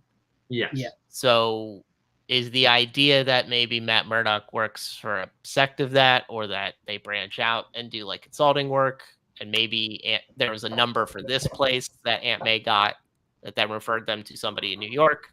And in that case, it was Matt Murdock. Or it should have been a situation where maybe it shouldn't have been Matt Murdock. Maybe it should have been Tatiana Maslany, and she should have caught the brick. And then we should have got a She-Hulk reference, not a Daredevil reference. Yeah. Something like that. I don't know. I know she's in LA and he's in New York, so I know that's a logistical thing. But is that going to rear its ugly head somewhere? Is the point. Yeah, I don't know. Like, is the show set in LA? LA, yeah. It is? Okay, yeah. The thing that was more interesting to me about it, which is it was outside of the trailer that somebody said this, but the Abomination connection, because like he's clear, at least from what the trailer shows, he's not shown to be any kind of villain. And I was reading, like, it was like a character description thing outside of this, where as far as unless the source is wrong, as far as I know, it's been said that Abomination in this show is actually a client of hers, with her working for the superhero division, which is another interesting, like, so she's representing the guy that is he a cousin? Is Hulk a cousin? Yeah. That her cousin fought? That's interesting. Okay. Yeah. Is there no conflict of interest? Do they should know Bruce Banner's the Hulk, right? And they should know that Bruce Banner's a cousin. So that would be weird.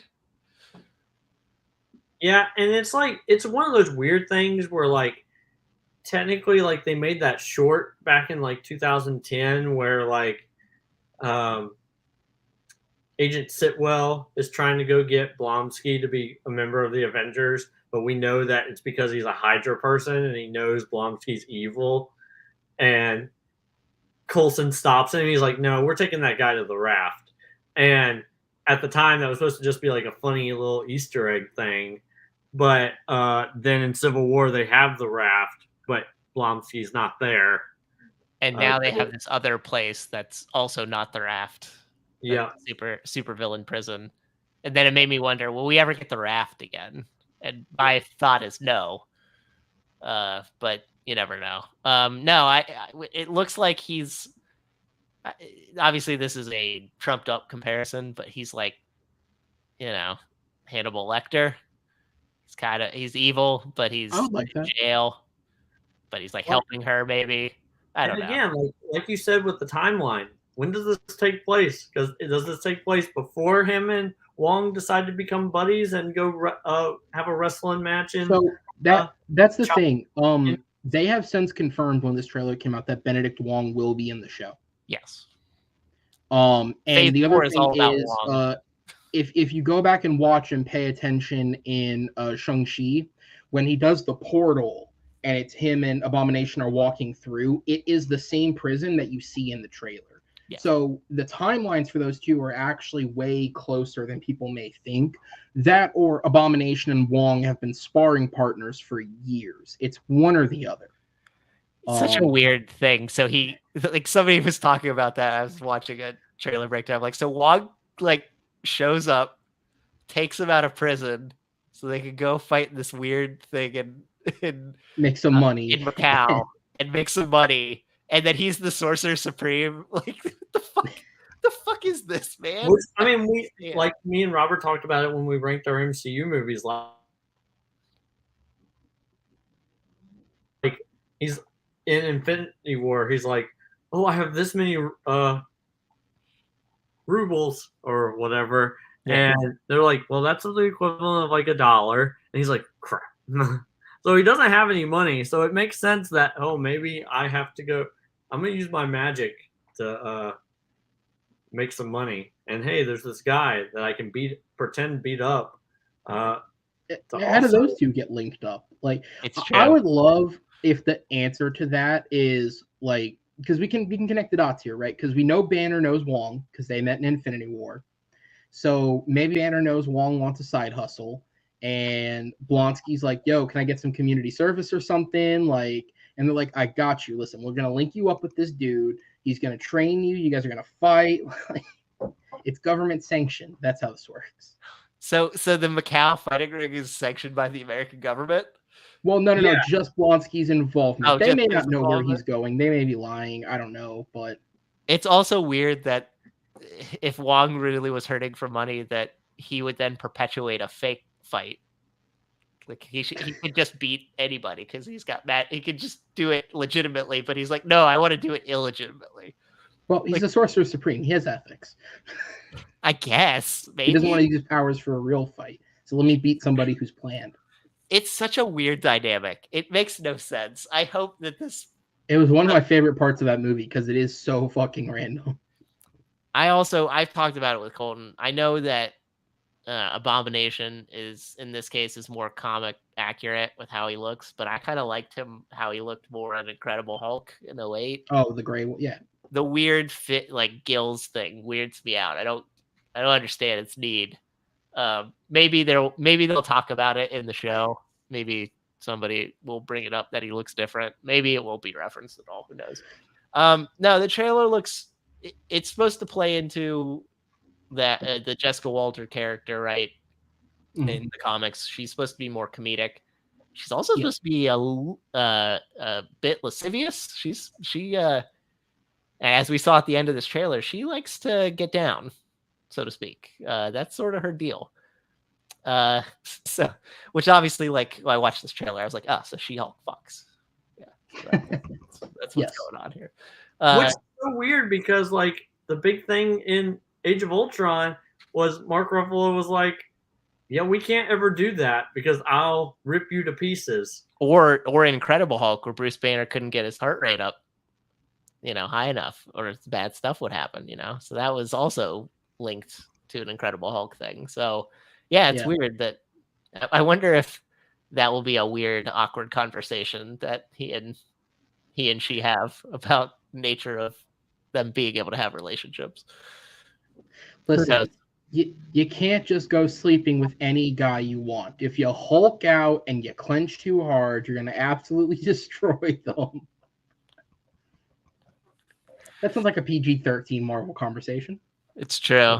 Yeah, and then, I like Jamila Jamil. But I don't know anybody. Was she in the trailer, or is it so quick? She's a little bit. She comes through a hole in the wall, and she's Titania. Okay, and then I'll have to go back and watch. There's a scene where Jessica's friend and her open up doors, kind of like a big entry. So the idea is that, because in the comics, I believe they are rivals, and they have the thing where they have similar power sets, like most other Marvel villains, which is great. Yeah. But the idea is probably that she's a lawyer in the law firm as well, and they're probably like work rivals, but she also has, then become real. smashy rivals where they beat the fuck out of each other in courtrooms, literally. Yep. No, this trailer looked fun. CGI notwithstanding. I wonder how much it's that thing. You wonder how much Mark Ruffalo's in it.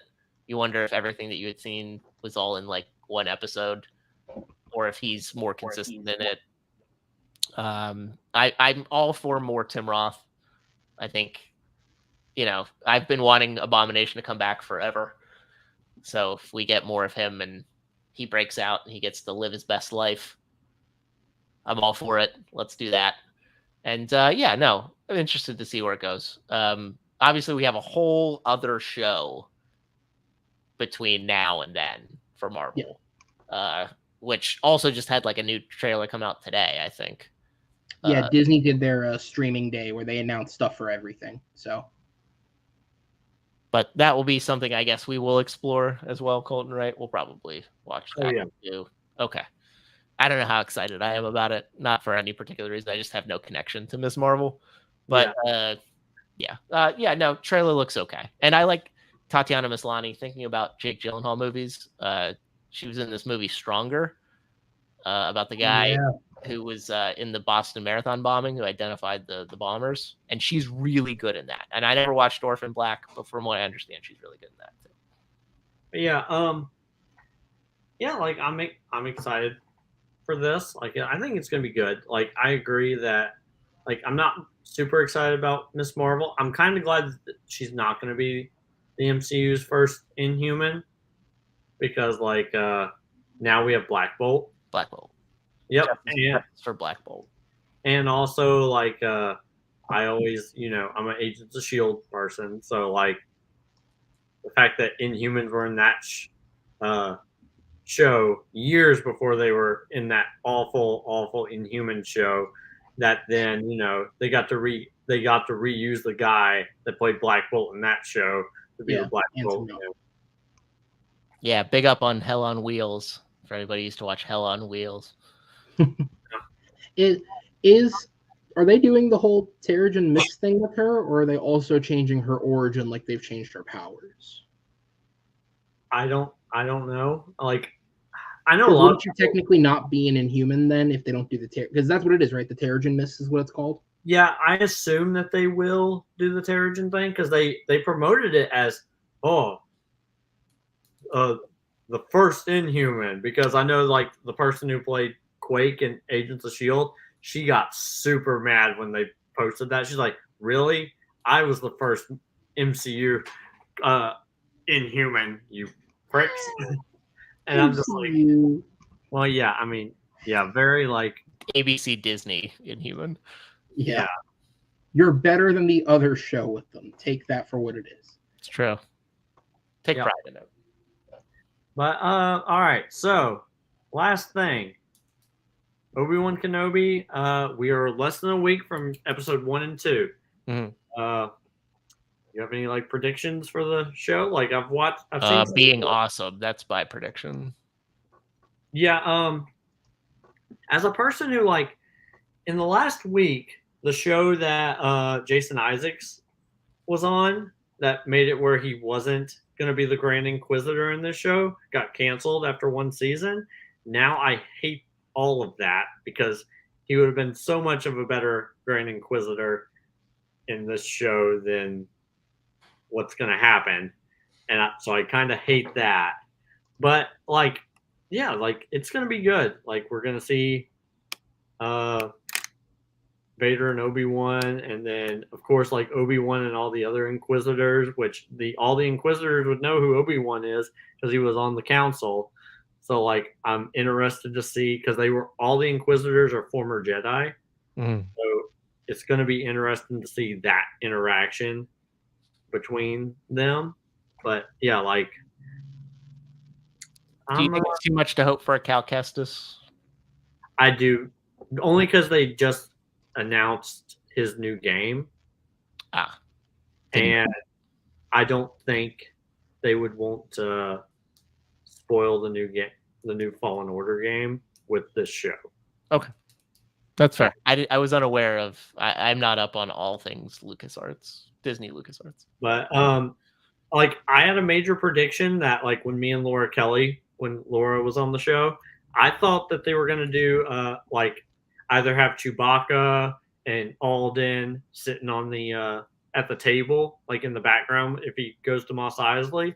But now that Kathleen Kennedy came out this week and she was like, the mistake with Solo a Star Wars story was recasting classic characters, and we will never do it again. Yes, because that's also on the heels that Indiana Jones. There will never be another Indiana Jones movie because there won't be any more Harrison Ford. Yep. So now that theory, unless they de-age Harrison, yeah, I'm sure he'd love that. Which, like, I mean, they could totally like. I mean, they got him to come back for Rise of Skywalker. They could totally get him to do this. They're gonna give him $10 million. Could they back up enough dump trucks to make him come back? Yeah. Yes.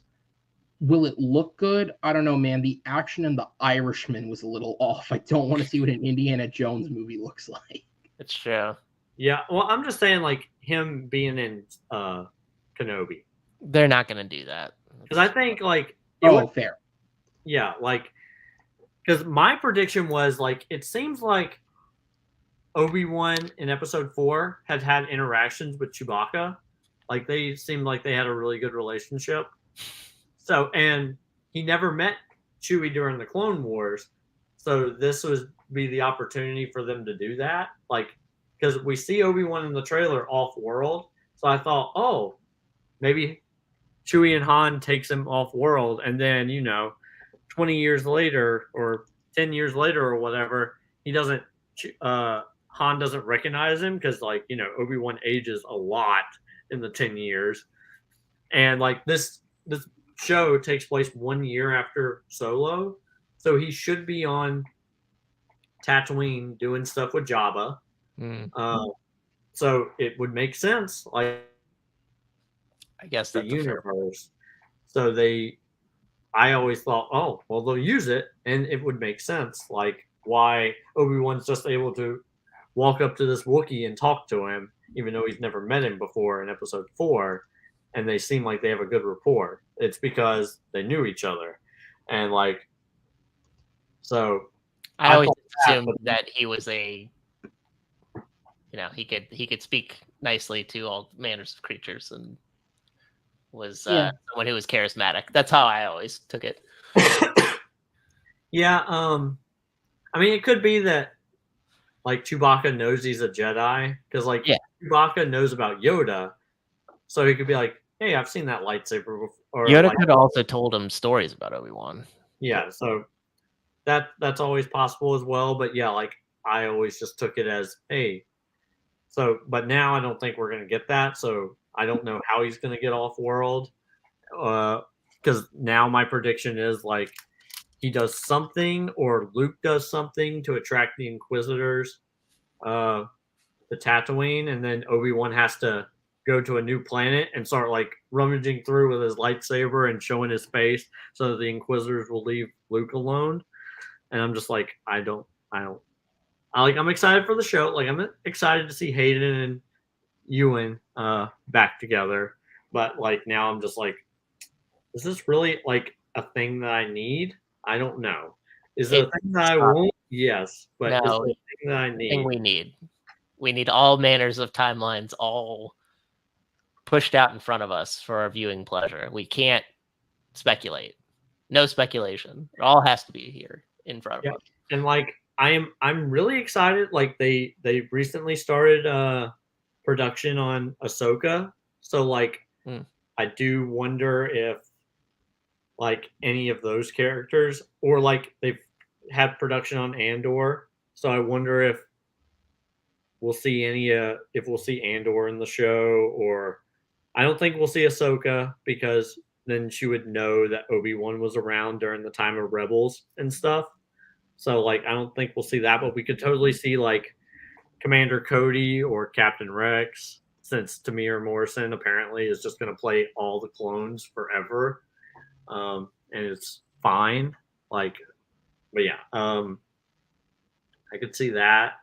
But yeah, like it really kind of bums me out that they're not going to recast other people, because like now we're going to see that like we won't see stories, I don't think, with Leia ever again, and that bums me out. Yeah, I mean, on that topic, I don't think it's the worst thing. One of my biggest issues with Star Wars, whether the content is good or bad since Disney took over, is there is this constant need to have everything that they do be attached to something we previously knew. Even and as much as I enjoyed a lot of what they did, like The Mandalorian, which felt like the first true independent thing they did, still had its creature of interest be Baby Yoda, and then by season 2, it's fully ingrained back into Clone Wars. So it feels a little incestuous at times that everything has to have something we recognize. I really wish they would just go balls to the wall. Let's go somewhere we've never seen with all new characters we've never seen. So I don't like the way that she worded it. It feels like they're picking on the likes of Alden Ehrenreich and Donald Glover a little too much when they're not the issue with that film. But if it motivates them to go more original concept, then I'm totally down with it. In terms of Kenobi, the thing, I don't know if I have like a prediction necessarily, but the thing that interests me the most is both in the actors, and because recently they actually announced like who wrote each episode, and on both the writing side and the acting side, there's a lot of talent in this show that interests me that I would have never expected to see in a Star Wars show. Obviously, first and foremost, having Joel Edgerton back as Owen is interesting. Like, would have never thought that would happen again. But also the likes of Sung Kang from the Fast and Furious series playing, I believe his character was in Rebels, the fifth brother. Yep. And then having Kumail Nanjiani be a part of Star Wars, O'Shea Jackson Jr., whose character we still don't know about. That's what I was going to bring up. It's like we still haven't seen anything with O'Shea Jackson Jr. I want to know what it is. Yeah, I like having that. And then with the writers that were listed as being a part of it, the two that interest me the most is for both story credit and screenplay credit, 4 of the episodes have Stuart Beattie, who's best known for writing Collateral. Oh. And then the last 2 episodes have a credit from Andrew Stanton, who's obviously famous for working with Pixar, Finding Nemo and Finding Dory, which is just really interesting that just in those 3 films alone, the breadth of movies that you have with the writer's experience coming into this show makes it all the more interesting to me. Because it shows that it like, this may have a wider range in tone than what we were thinking. And I know there was that whole thing where I don't know if it's true or not, but there was that rumor that came out where like this show is supposedly the lowest rated in terms of like MPAA or whatever the equivalent is for TV that we've seen so far. The fact that a major contributor to Pixar is writing on this show now makes me feel all the more secure that if this is the lowest rated thing we've seen, it'll still potentially be good content. Look at Aaron coming with these facts. I had no idea about this. Is great. I've heard they did it the other day because to me that stuff is the most interesting, like learning who's writing and directing these things.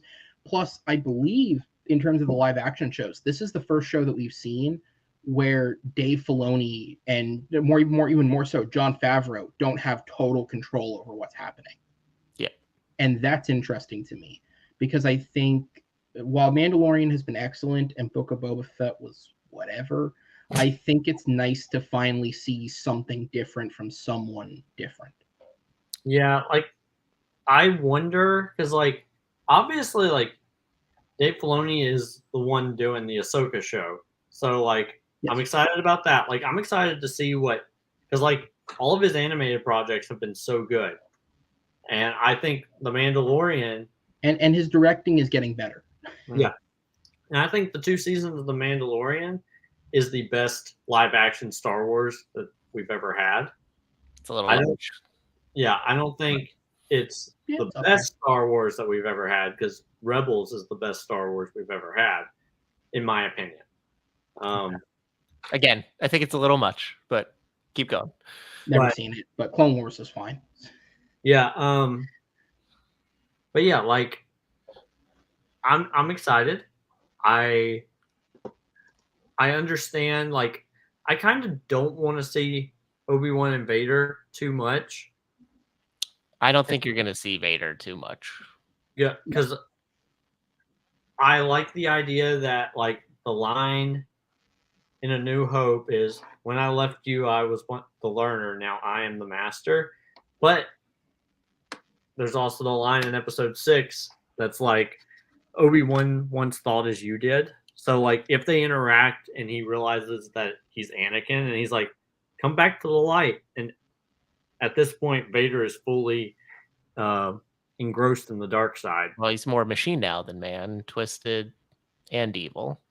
Yeah. And, like, so I wouldn't mind that, but I don't want there to be too much because it doesn't really fit in with everything else that's been established. I would say it ruins the mystique of what happens in Rebels, doesn't it? Yeah, because like happens. Even in Rebels, like when spoiler alert, neither one of y'all have watched Rebels. Nope. If you're talking about when he okay, go ahead. Sorry. No, Vader senses Ahsoka, and his reason for going after Ahsoka, he's like, she could lead us to Kenobi. So he knows Kenobi's out there, and he doesn't know where to find him. But if he's already interacted with Kenobi, he's like, well, yeah. The Emperor's like, perhaps, if he still lives. So, like, in this show, like, if they interact at all, Vader has to supposedly kill Obi-Wan so that the Emperor would say, well, if he still lives. Because if they only saw each other, like, 5 years before this, of course he's still alive. Yeah. So, like, that's kind of why, like, I know it's setting up for a big interaction between the two of them, but I don't want to see it. I don't want to see them interact at all. And I know I'm, like, the only person that doesn't want to see that. I want to see, like, maybe one occasion, but I'd rather them be opposing forces coming at it from different sides of the battlefield, I guess, is the point. And, by the way, Darth Vader is a terrible searcher out of Jedi. He should know that Obi-Wan would be on, like, why wouldn't Tatooine be the first place you would look where his family was? But whatever. Emotional trauma? Yeah, I mean, I know he doesn't like sand, but you can send other people. No, you know what? I take that back. The man built a castle on the planet that physically destroyed him, so I don't know if he has trauma. He's really weird. Well, because, like, he definitely doesn't think that, like, Tatooine doesn't have any importance to Obi-Wan. And he doesn't think that his kids are alive because in Revenge of the Sith, they buried Padme and made sure that she still looked pregnant. It's true, but he should be able to feel them through the Force, should he not?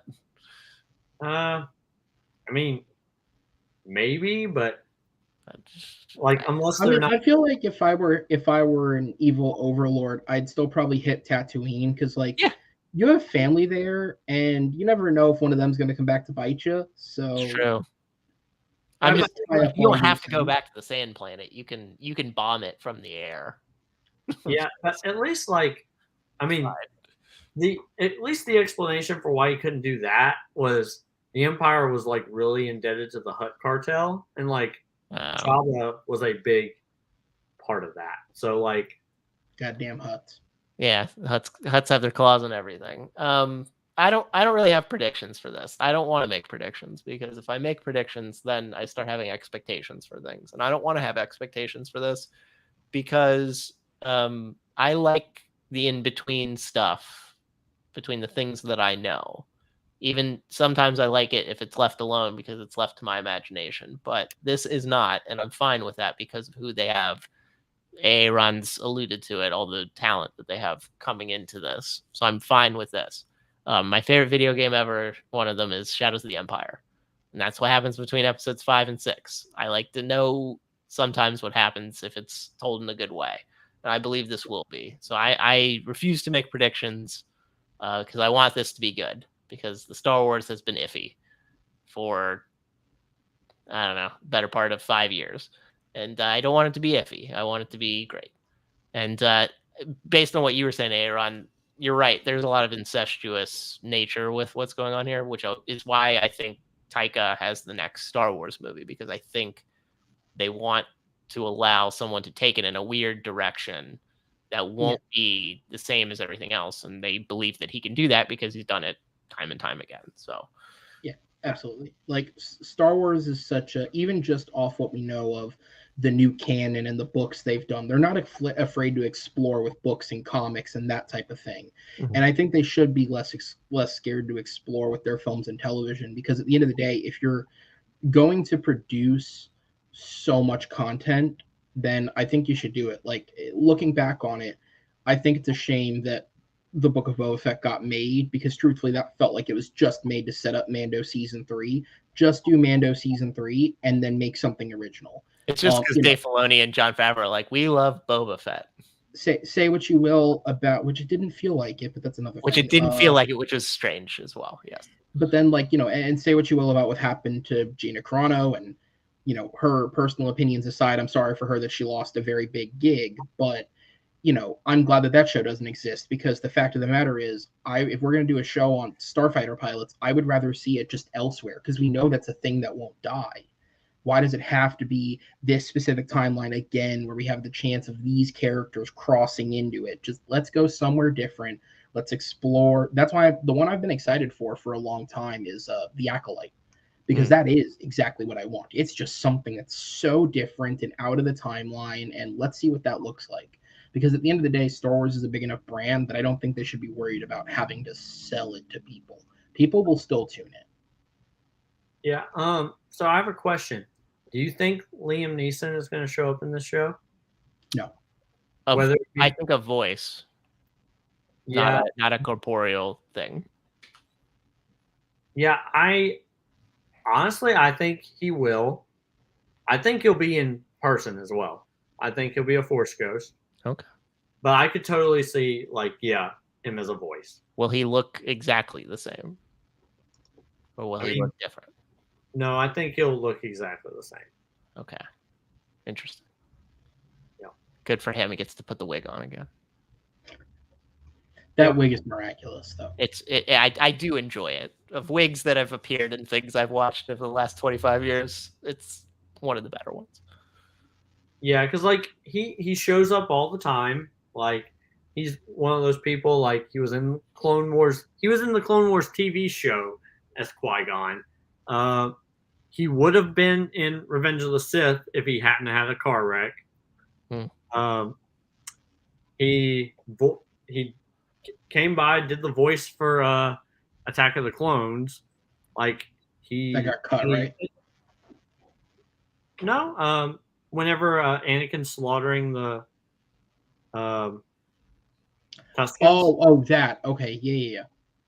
Yeah, and so and he was in Rise of Skywalker, but so was everyone. Yeah, that doesn't mean anything. Yeah, and by that point they just had him speak into a cell phone and edited it into the movie. Yeah. But yeah, I think he'll be in it. I don't know. I think if he's not in it, then we'll hear Frank Oz as Yoda. Oh. Speak to Obi-Wan. Okay. And that to me would almost make more sense, because I don't know for sure, but there seems to be an indication in the films that Yoda and Obi-Wan to some extent never lost touch. Like the fact that Obi-Wan would still very clearly know that Yoda is on Dagobah. Unless they reconnected in the time that he died, that would make a little more sense to me then, because wasn't the whole thing that Qui-Gon could never figure out how to be a Force ghost? He was the first one that was close, but he couldn't quite get there.